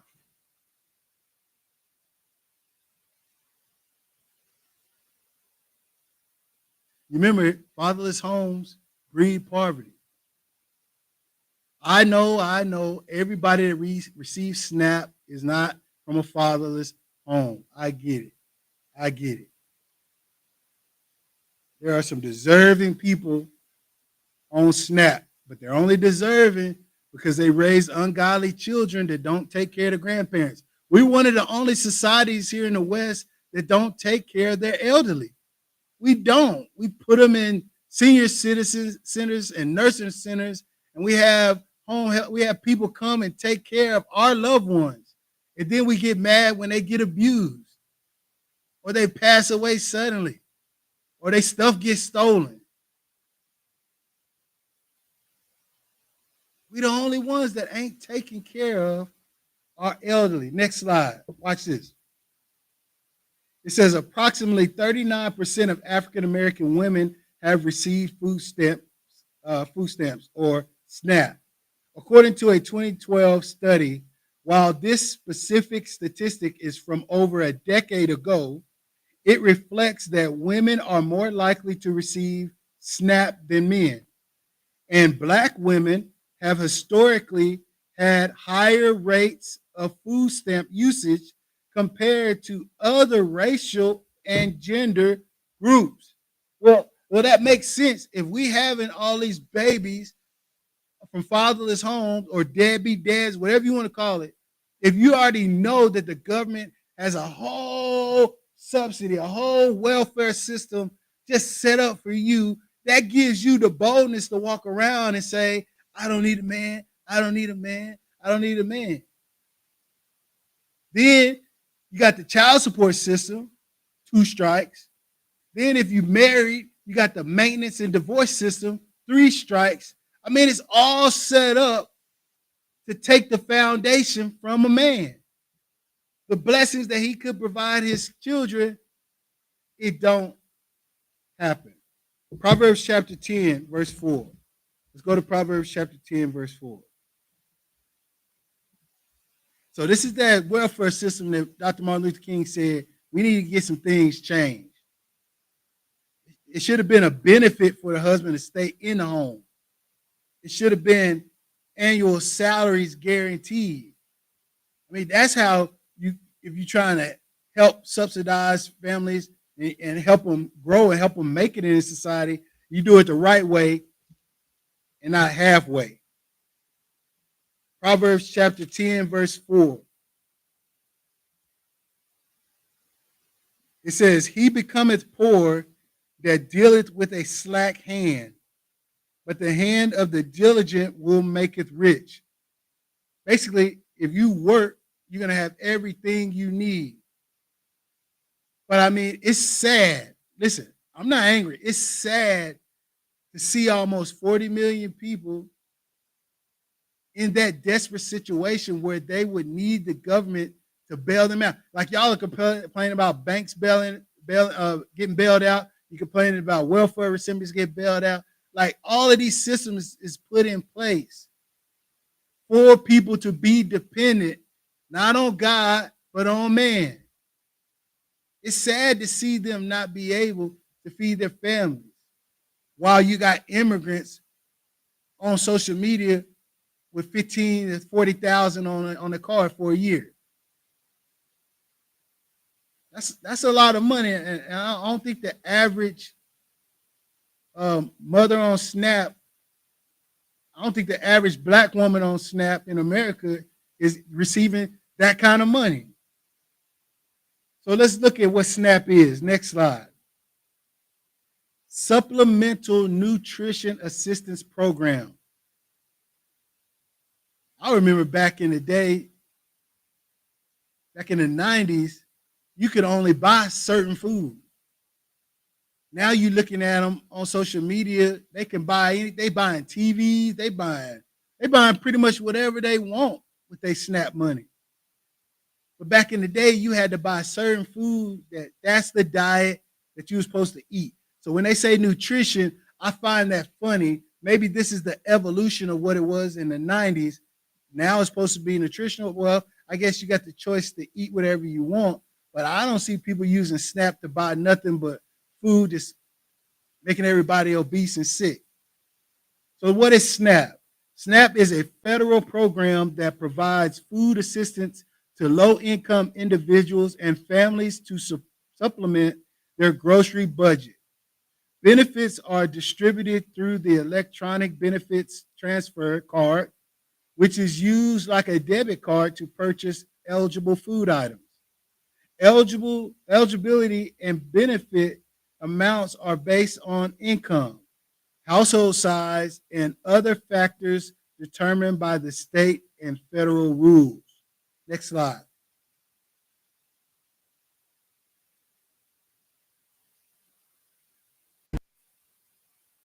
It's no secret, fatherless households are more common in the Black community. A survey from the American Consensus Institution revealed that 67% of Black children under 18 in the U.S. live in homes without fathers. This is a stark contrast to white children, as only 24% of them live in fatherless homes. But it wasn't always like that. The Black families survived generations of open racism, widespread poverty, and slavery. They lived through segregation and violence, and strong family bonds used to be the norm. As of 1960, 2/3 of all Black American children were living with both parents. That declined over the years until only 1/3 were living with both parents in 1995. So it's not the legacy of slavery that destroys the African American family. It's the legacy of the welfare state. Between 1890 and 1950, the marriage rate was much higher among Black women than white women. A fraction of Black children lived in homes without their fathers. But everything changed with the expansion of the welfare state. It divided the household and created a dependency on welfare. This kind of reminds me of what President Reagan said. I've always felt the 9 most terrifying words in the English language are, I'm from the government and I'm here to help. So, what happened? What happened? They say they're trying to help, but they wasn't trying to help us. Next slide. Among those participating in the SNAP program, most are children, elderly persons, or individuals with a disability. Ain't got no problem with that. So they say SNAP supposed to be for the children. In fact, 86, listen to these numbers, 86% of all SNAP benefits go to households that include a child, elderly person, or person with disabilities. So what we complain about with our tax money? I don't see none of y'all taking care of y'all elderly relatives, your disabled relatives. So all we're talking about is the single mamas with the children. Watch this. In addition, about 92% of all SNAP benefits go to households with income at or below federal poverty line. Look, you can't get no SNAP unless you are poor. You can't survive without it. That's who get it. This is disabled people that can't work, elderly people that's too old to work, children that's too young to work. Watch this. White people make up 37% of SNAP. So why do they make it like it's just single moms in ghetto? African Americans make up 26%. So that's a total of what? 63? Hispanics make up 16%, Asians 3%, Native Americans 2%. About 16% of participants are categorized as race unknown. Why are they getting SNAP benefits if their race is unknown? That's these immigrants that they trying to mislabel under that, what was that program called? DAP program, the DAP. That's what Trump attacked right off the bat. So they still bringing immigrants over here to undergird the system. Next slide. SNAP recipients get monthly funds on an EBT card to buy food, which can include staples like produce, meat, dairy, as well as seeds and plants. Beyond food, now this is what I did know, beyond food, SNAP benefits help households by freeing up their own money for other needs like rent, utilities, and medical bills. So even if you're working a job that the income annually is below the poverty line, you still qualify for SNAP, and that money doesn't have to go for food. But it says seed and plants. So they're really saying you could go to the nursery and buy the same food that you're expecting to see in the fresh food section. You can go buy, you can grow your greens, carrots, tomatoes, bell peppers. You know, the expensive stuff. Then they supplement you and you can buy your meat and all that. You can get everything you need to be self-sustained. And it's supposed to free up your other monies. Go ahead, next slide.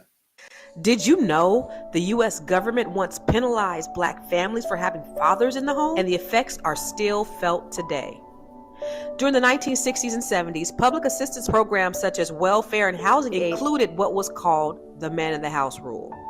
Under this rule, a woman could not receive government assistance if a man, even the father of her children, was living in a home. This forced thousands of Black families into a heartbreaking choice: stay together and struggle financially, or separate so the mother and the children could receive benefits.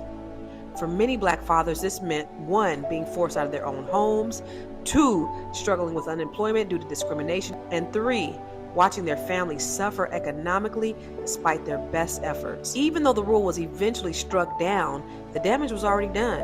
It contributed to generational poverty. Instead of building Black wealth, Black families had to survive on unstable government aids. and contributed to fatherless households. This policy incentivized single-parent homes, leading to a rise in a father absence. And then 3, mass incarceration. As economic opportunities shrank for Black men, many were funneled into the prison system. How does it still affect us today? Well, Black families still face economic disadvantages due to lost generational wealth. The stereotype of the absent Black father was largely created by policies like this, not by choice. In reality, Black fathers are among the most involved parents when present. Government policies still shape Black wealth and family structures, making it critical to understand history and advocate for our economic empowerment. Well, what's the solution? We got to build our own economic power. We got to practice collective economics, invest in circulating our dollars within the community. We got to have more financial literacy, teaching wealth building strategies and dependency. And we need to have real estate ownership to secure land and assets for our future generations. We must reclaim our financial independence and rewrite our family legacy. The past does not define us, but understanding it helps us shape a better future. Now stay woke, wealthy, outstanding, knowledgeable, and empowered, and let's continue to build. Now drop a Black fist in the comments and share with others who need to know this Black history fact. And all of that is good. But the first thing we got to do is stop having kids without a father in the house, trying to make excuses of why it's okay and not shaming your relatives like it was before. It was a shame for you to have children out of wedlock. Knowing, I'm showing you the stats. The government, they created systems for just this thing. For these kids, for these people, for these husbands, the system is set. They didn't just take you from the great jobs, make it where you can't be with your kids, and it only leaves you, what, to be a criminal. So let me build you a place to stay. 3 hots in a cot. Let me put you back in slavery, back in a plant for free. I took you out of a plant where you could work and raise your family just to create an environment where you would come back to the plant and work for me for free. Let's keep moving on. All this stuff is governmental laws. We ain't involved, and our absentee of being involved is why all of this is going on. 13th Amendment, watch this. Exodus 20 and 15, I'm going to read it off the slide. You don't even got to go in your Bible. Thou shalt not steal. Watch this. Back in the 40s and 60s, they took our fathers' jobs, passed the laws where they couldn't be in the house with their kids, which left them panhandling on the street. They arrest them, put them in jail, then put them back on the chain gangs, back in the factories for free. They made criminals. Now they're making criminals in these projects of the young kids. Very few go on to play basketball, baseball, run track, and all that. Majority of them is going to go into the penal system. Now I want you to see how you can do all of this economic building and networking and spending money within. How do you get people to unify and do anything when the family unit is broken? A bunch of independent single women out here talking about building communities. You ain't even a community in your own house. It's you and your kids, and you say you don't need a man. Like without a strong family unit of community of family units has to be the example of what can work. Otherwise, you just got a bunch of individuals like Mike Epps said, you just got people trying to be the king to their own people. She's trying to be the queen to her own people. You just the boss bee to the people that know you. People that don't know you, you ain't nobody. Next slide.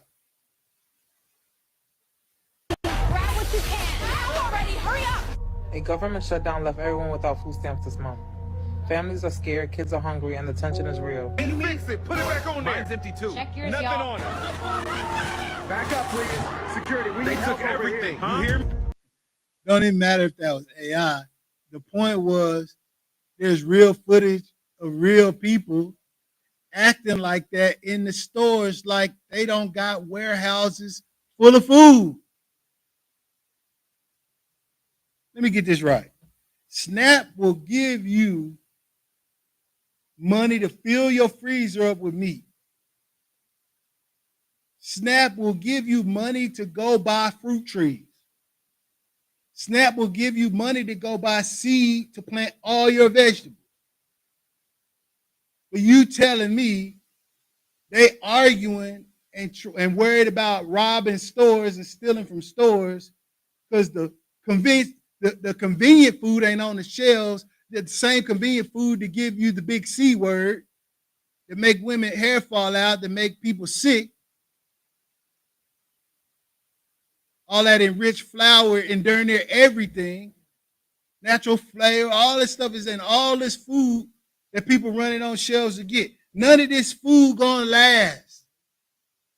They are trying to figure out how much time can we take the natural need for you. How long can we take food and water from them before they kill each other? Next slide. How does tie in with the 13th Amendment? The 13th Amendment prohibits slavery and involuntary servitude except as a punishment for a crime after being duly convicted. This is what I'm saying, y'all. This is what people be forgetting walking up and down these streets. This is what the enemy know. This is what Karens know when they trying to get you to crash out. There is no slavery permitted in the United States. There's no involuntary servitude unless you are convicted of a crime. This punishment for crime exception has been used to justify, this is their writing, to justify forced labor in prisons. Who they send into prisons? Your sons, our cousins, our daddies, our uncles, including for-profit businesses. That means Land O'Lay, Tyson, any one of those businesses, you know, all that food everybody trying to steal, was somebody in the factory plants working. They don't want to pay you and me $40 an hour or $30 an hour to work in there when they can just make a contract, build their own private prison, then they got a whole workforce. Free. Leading to issues like low pay, dangerous work conditions, and lack of basic work practice protections, because they don't have to follow none of the rules corporate America does. It's their prison and their factory, and they run it how they want because it's private. Look at this. The constitutional provision, Section 1, neither slave nor involuntary servitude except as a punishment for crime whereof the party shall have been duly convicted shall exist within the United States or any place subject to their jurisdiction. We can make slaves wherever we want if we convict you of a crime. Section 2, Congress shall have power to enforce this article by appropriate legislation. So just like they passed that man in the house rule, just like they passed the Welfare Act, just like they passed Social Security Act, all these things are laws to destroy our family unit. We grow up calling this a curse that we gotta go stay at Big Mama's or we in the projects of this, that, and the third. Listen, our condition and our mindset is programmable. Next slide. Thanksgiving's around the corner, the holidays. I'm finna go steal everything. Everything. I'm not wrong. I'm not wrong. Free me. Cause guess what? Free me? I'm locked up. They won't let me out. I wish they would. Oh, wow. Let me not get no food stamps November and December. Free me. Get my commissary out. Cause I'm taking up the stove and taking everything. I'm not wrong. I'm going up in there with a bob. They won't know who I am. They won't know. They won't know. I need my food stamps. ASAP. Trump, what did you just do? What did you do? I don't get food stamps November and December? Excuse me? making my way downtown to the White House. I'm going to White House. Did not Quick, have quick. you. I'm going to the White House. Quick, quick. I'm going to the White House to meet Trump. What did you do with my food stamps? I want my So they literally have created a system to perpetually keep making more slaves. Crash out dummies.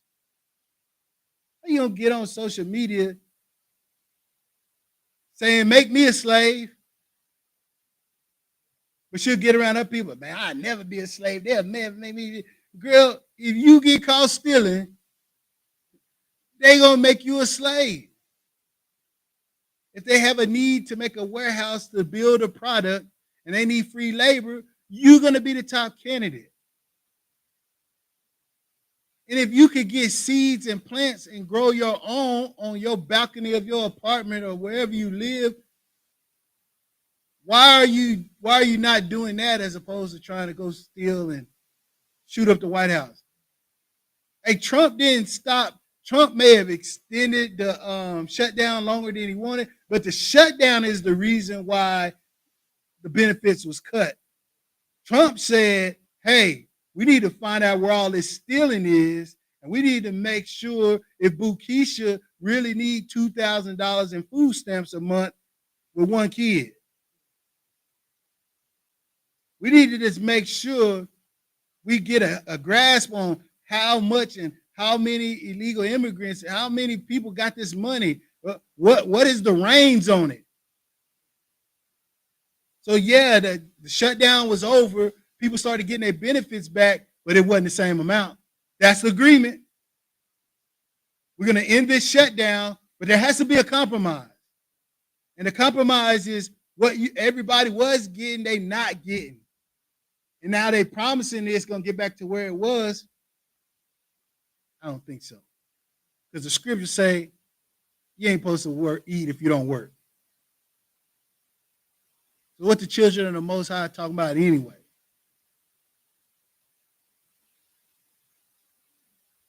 We got people in our congregations, hey, you ain't disabled and you ain't using that money to help take care of your family member or your elderly, hey, you need to get out there and work. Able-bodied women on TV crashing out. I mean, this ain't making no sense. Just for everybody in the truth to know this scripture and not pay attention, just like they don't pay attention to the 13th Amendment, right? Zechariah 11:5, next slide. They're not paying attention to this. They're not paying attention to Zechariah 11:5.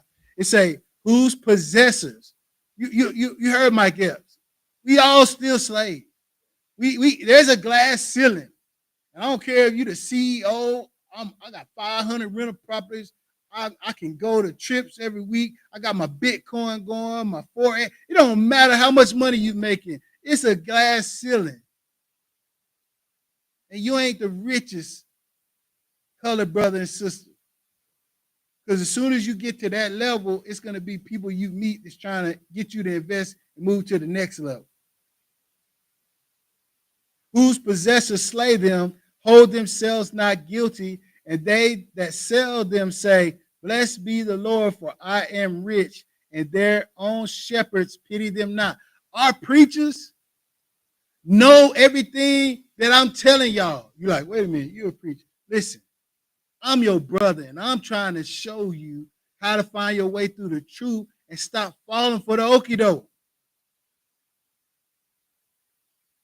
And I was gonna say earlier, it ain't cool to get it out of the mud. And if you made it out of there and your big mama and mama have food stamps and now you're able body and you got incomes and you married and you're doing well off, good for you.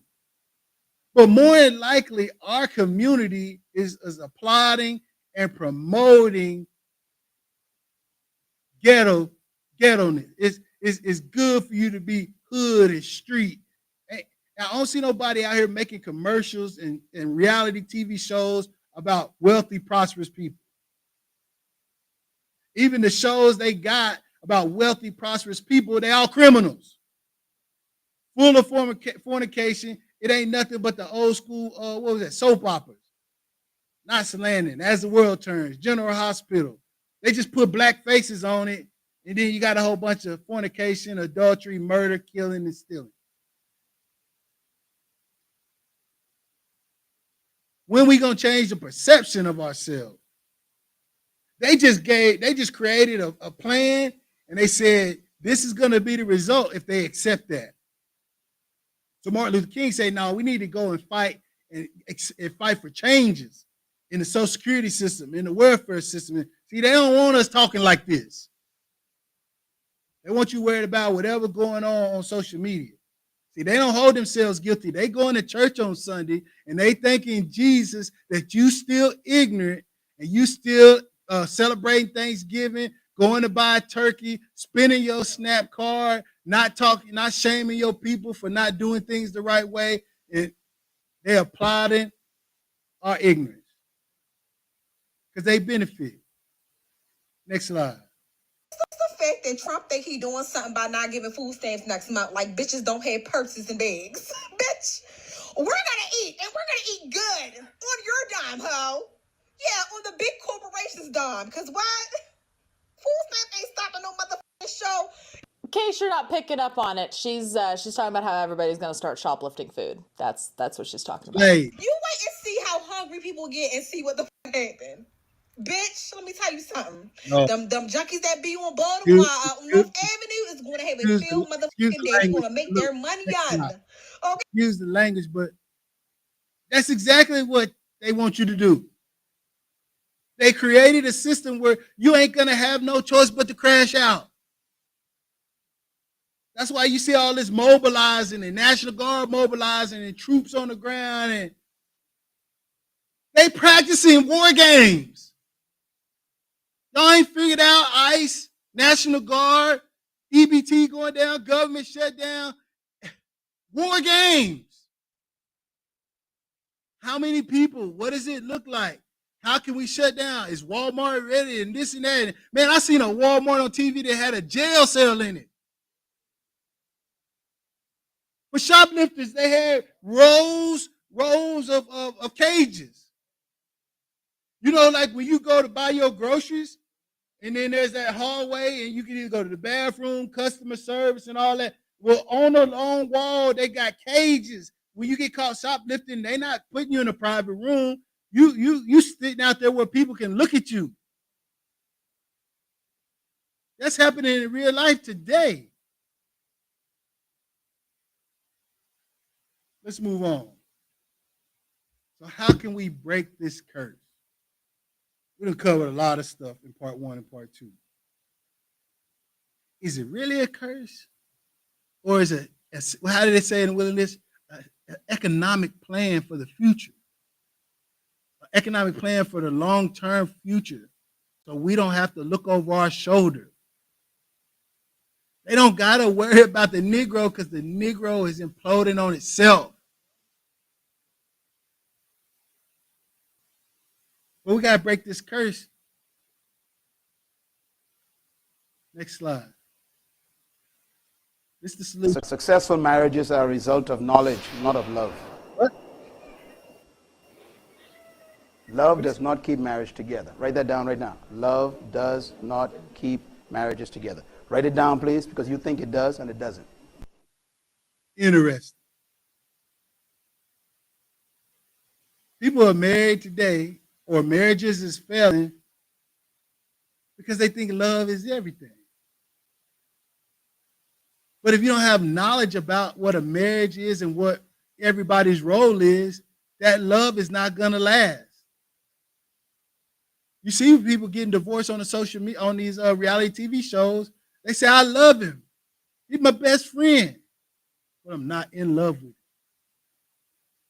I like the way the water glistening off the pool boy body. I need me a young man. That's how they doing. Love don't live here no more because Stella got a groove back.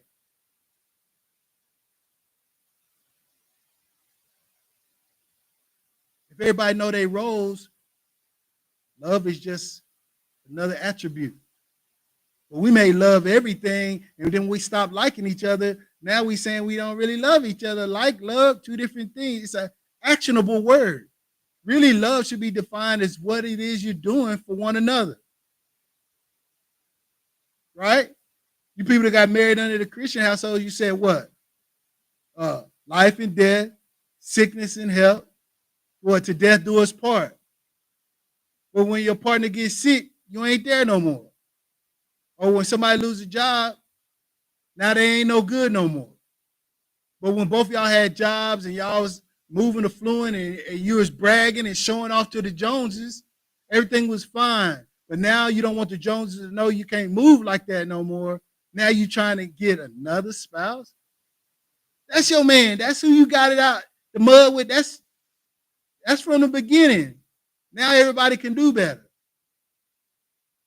Oh, now your partner's sick. Now you don't want to do the work to wipe his face, bathe her body, push a wheelchair.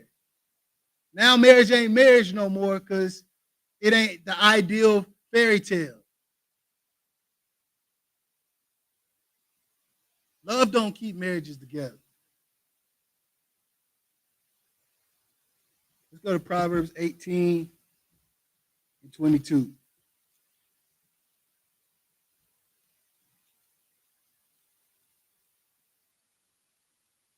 He had to come in through the woman.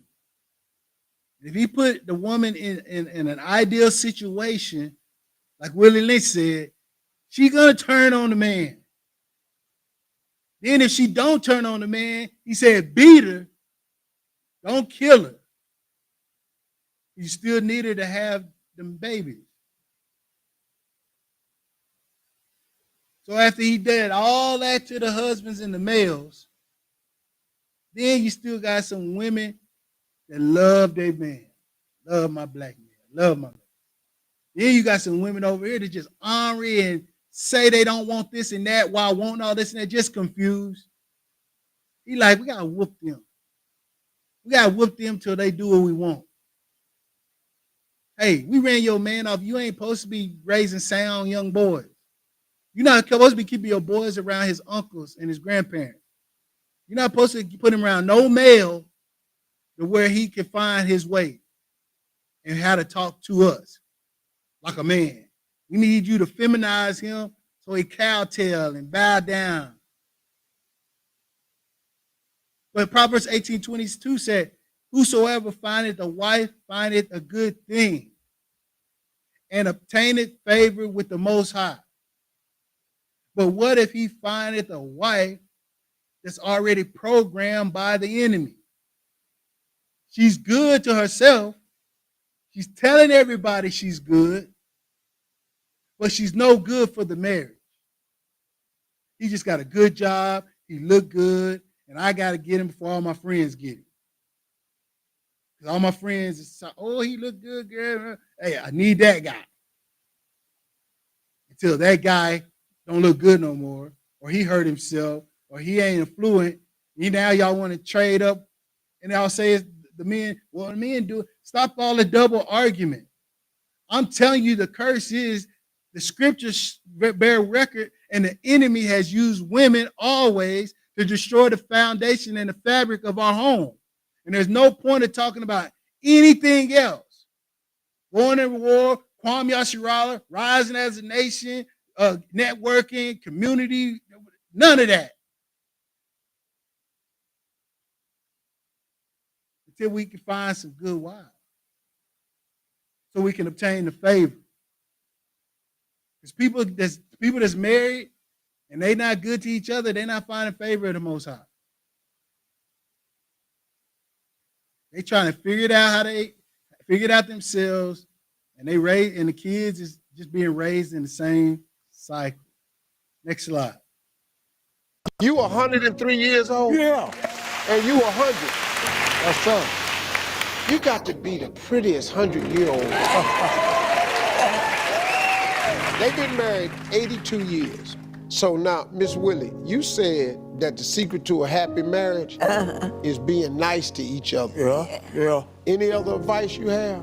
Just sit down and talk things over. Talk things over? Oh, yeah, and get a good understanding of what you're doing and where you're going. Wait Wait. What did the pastor before say? Go back 2 slides.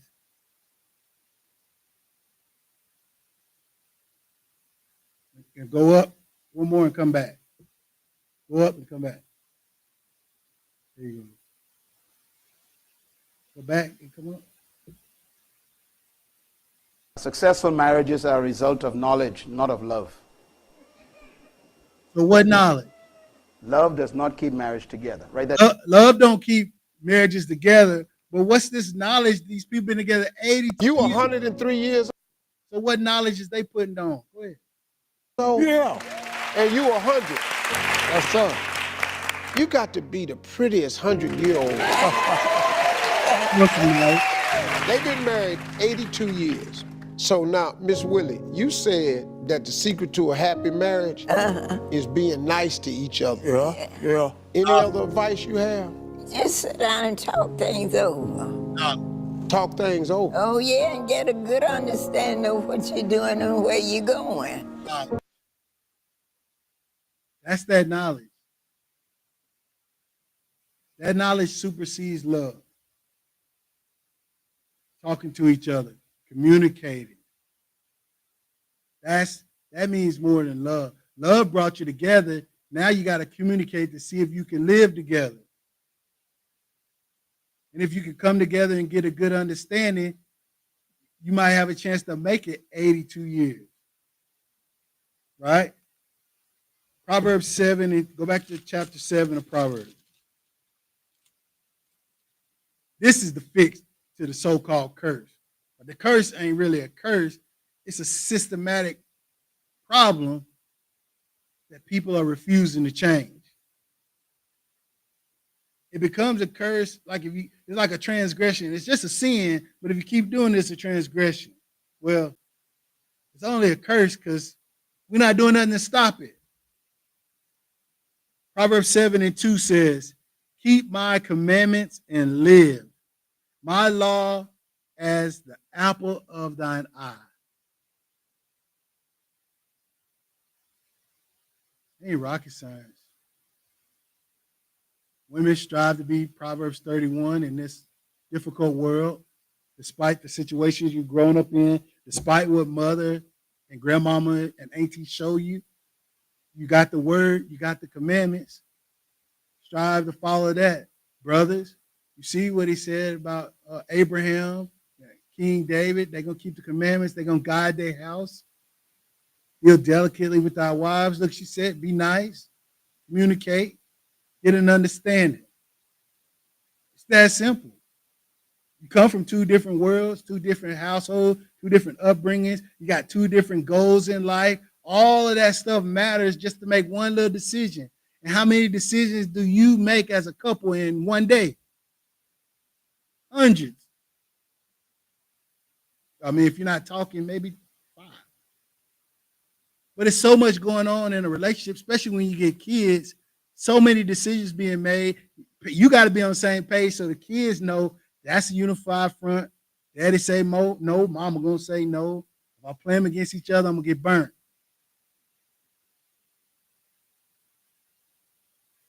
But if the husband and the father establishes a blessing and a foundation that can only be tore up by a wicked woman, then we got to make sure and start getting involved with who our children is cohabitating with. Is that a good PC word? Co-functioning with, partnering with. I'm going to end you with this. I'm going to end you with Denzel. See what he say. What is the secret to a 34-year marriage? I have a good woman. That's the bottom line. That's the truth. I have a good woman who stuck by me through thick and thin, who raised our children when I was in London or Africa somewhere, you know. It takes a strong woman. A strong woman to put up with the lifestyle of a man that's being drooled over by millions of women. It takes a good woman, a strong woman that would make him be faithful and not succumb to the temptation. Like he said, I'm filming in Africa, I'm filming in Europe, I'm filming in Asia, I'm all over the world. It's right here. They're all around the set. They're at the hotel room. But his character is saying, I got something good at home that I'm not going to let. And I know the system is in place to destroy me and take me away from my household. Only way it worked is if he a good brother. And he has some kind of foundation that all these years nobody knew about. I got a clip with Eddie Murphy talking to Arsenio Hall, one of their old interviews, and Arsenio Hall just trying to poke and prod him about voting. And he just like, I just depend on the higher power. Yeah, but I know you depend on the higher power, but you got to vote for somebody. Is it Bush? Is it this? Is that? And he's just like, you know, I tend to stay away from the political things. He said, in my life, he said, can you give me an example where any of this stuff has helped our people? He said it has helped me. He made it, ain't none of it changed and helped anything. So why are we doing it? Just to say we do it?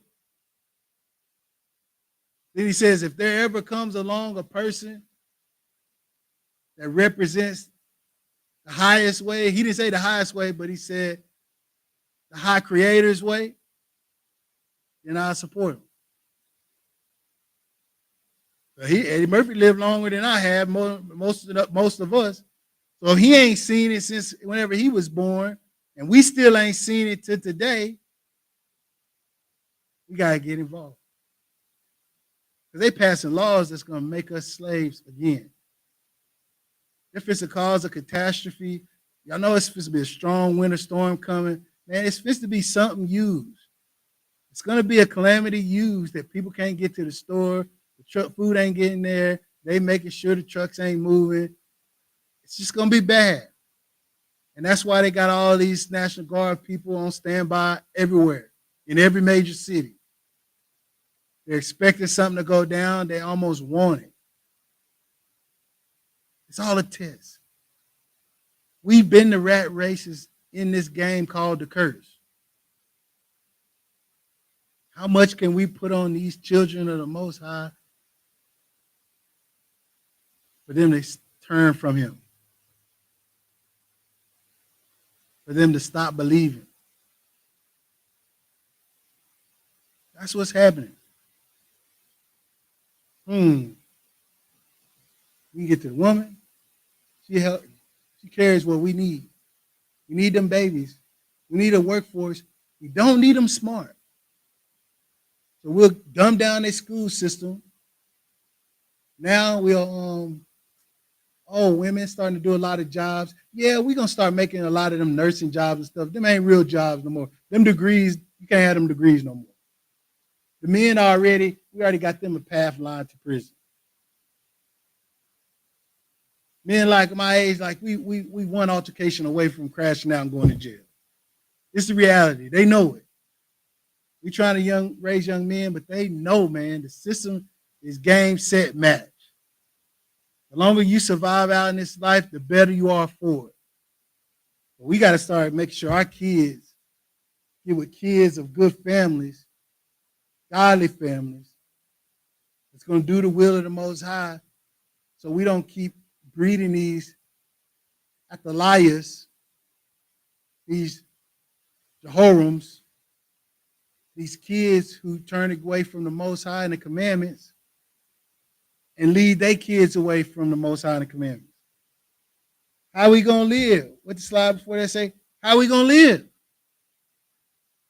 How have we been living without the commandments of the Most High?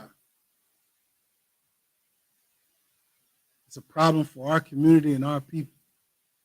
While everybody want to be us, we are best at everything, we also are the perfect guinea pig for the test. They've been running tests on us since the Tuskegee, since they was running sterilizations in Virginia on the women. Like it's been us. We got to start getting our insulated units back together, our family pockets, our family units, which are going to make our community strong solidify our neighborhoods, put pride, prosperity, and wealth back in our communities. And then we'll have our own packs and our own groups to represent us at the men's game of law at your state capital, city council, capital, national capital. Wherever the law is being made, we need to have representatives involved. But ain't no point of trying to represent us as a people and we not us as a family. Well, I pray you've been edified by this lesson. Thank the Most High for giving me the energy and the peace to see it through. And I just thank everybody for watching. Thanks for your support. Thanks for your donations. We're going to end this Shabbat study time here at the Highest Way on this the 8th day? 8th day of the 9th month. Yeah, we had a new moon last week. 8th day of the 9th month. Thank the Most High for seeing another new moon, another month started. But hey, great talking points. Make sure we know. Make sure your children know. Show them these videos. Maybe not some of the clips we use in the verbiage, but it was all for educational purposes, fair use, to bring us to the understanding of what has been done to us. So if you start with the family unit and the laws passed, then everything else branches off from that. You got a cause. You want to break these families up. How we do it, everything else is in effect. We pay off the religious leaders. They ain't going to teach them nothing. We water down the education. We build these prisons. We throw drugs and guns on the street. We build these high-rise and these nice projects and give them these Section 8 homes. And it's going to create the environments we need to not even look over our shoulder because they're going to be infighting so much. We don't have to worry. That's game set. That's it. Checkmate. Checkmate. With that, saints, I love you. I appreciate you. Let's stand and close out. Repeat after me. We're going to come from Psalms 150. Psalms 150.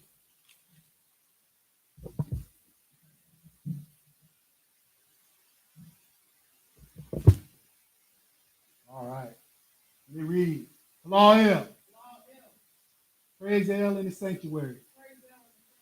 Praise him in the firmament of his power. Praise him for his mighty acts. Praise him according to his excellent greatness. Praise him with the sound of the trumpet. Praise him with the psaltery and harp. Praise him with the timbrel and dance. Praise him with string instruments and organs. Praise him upon the loud cymbal. Praise him upon the high sounding cymbal. With everything that has breath.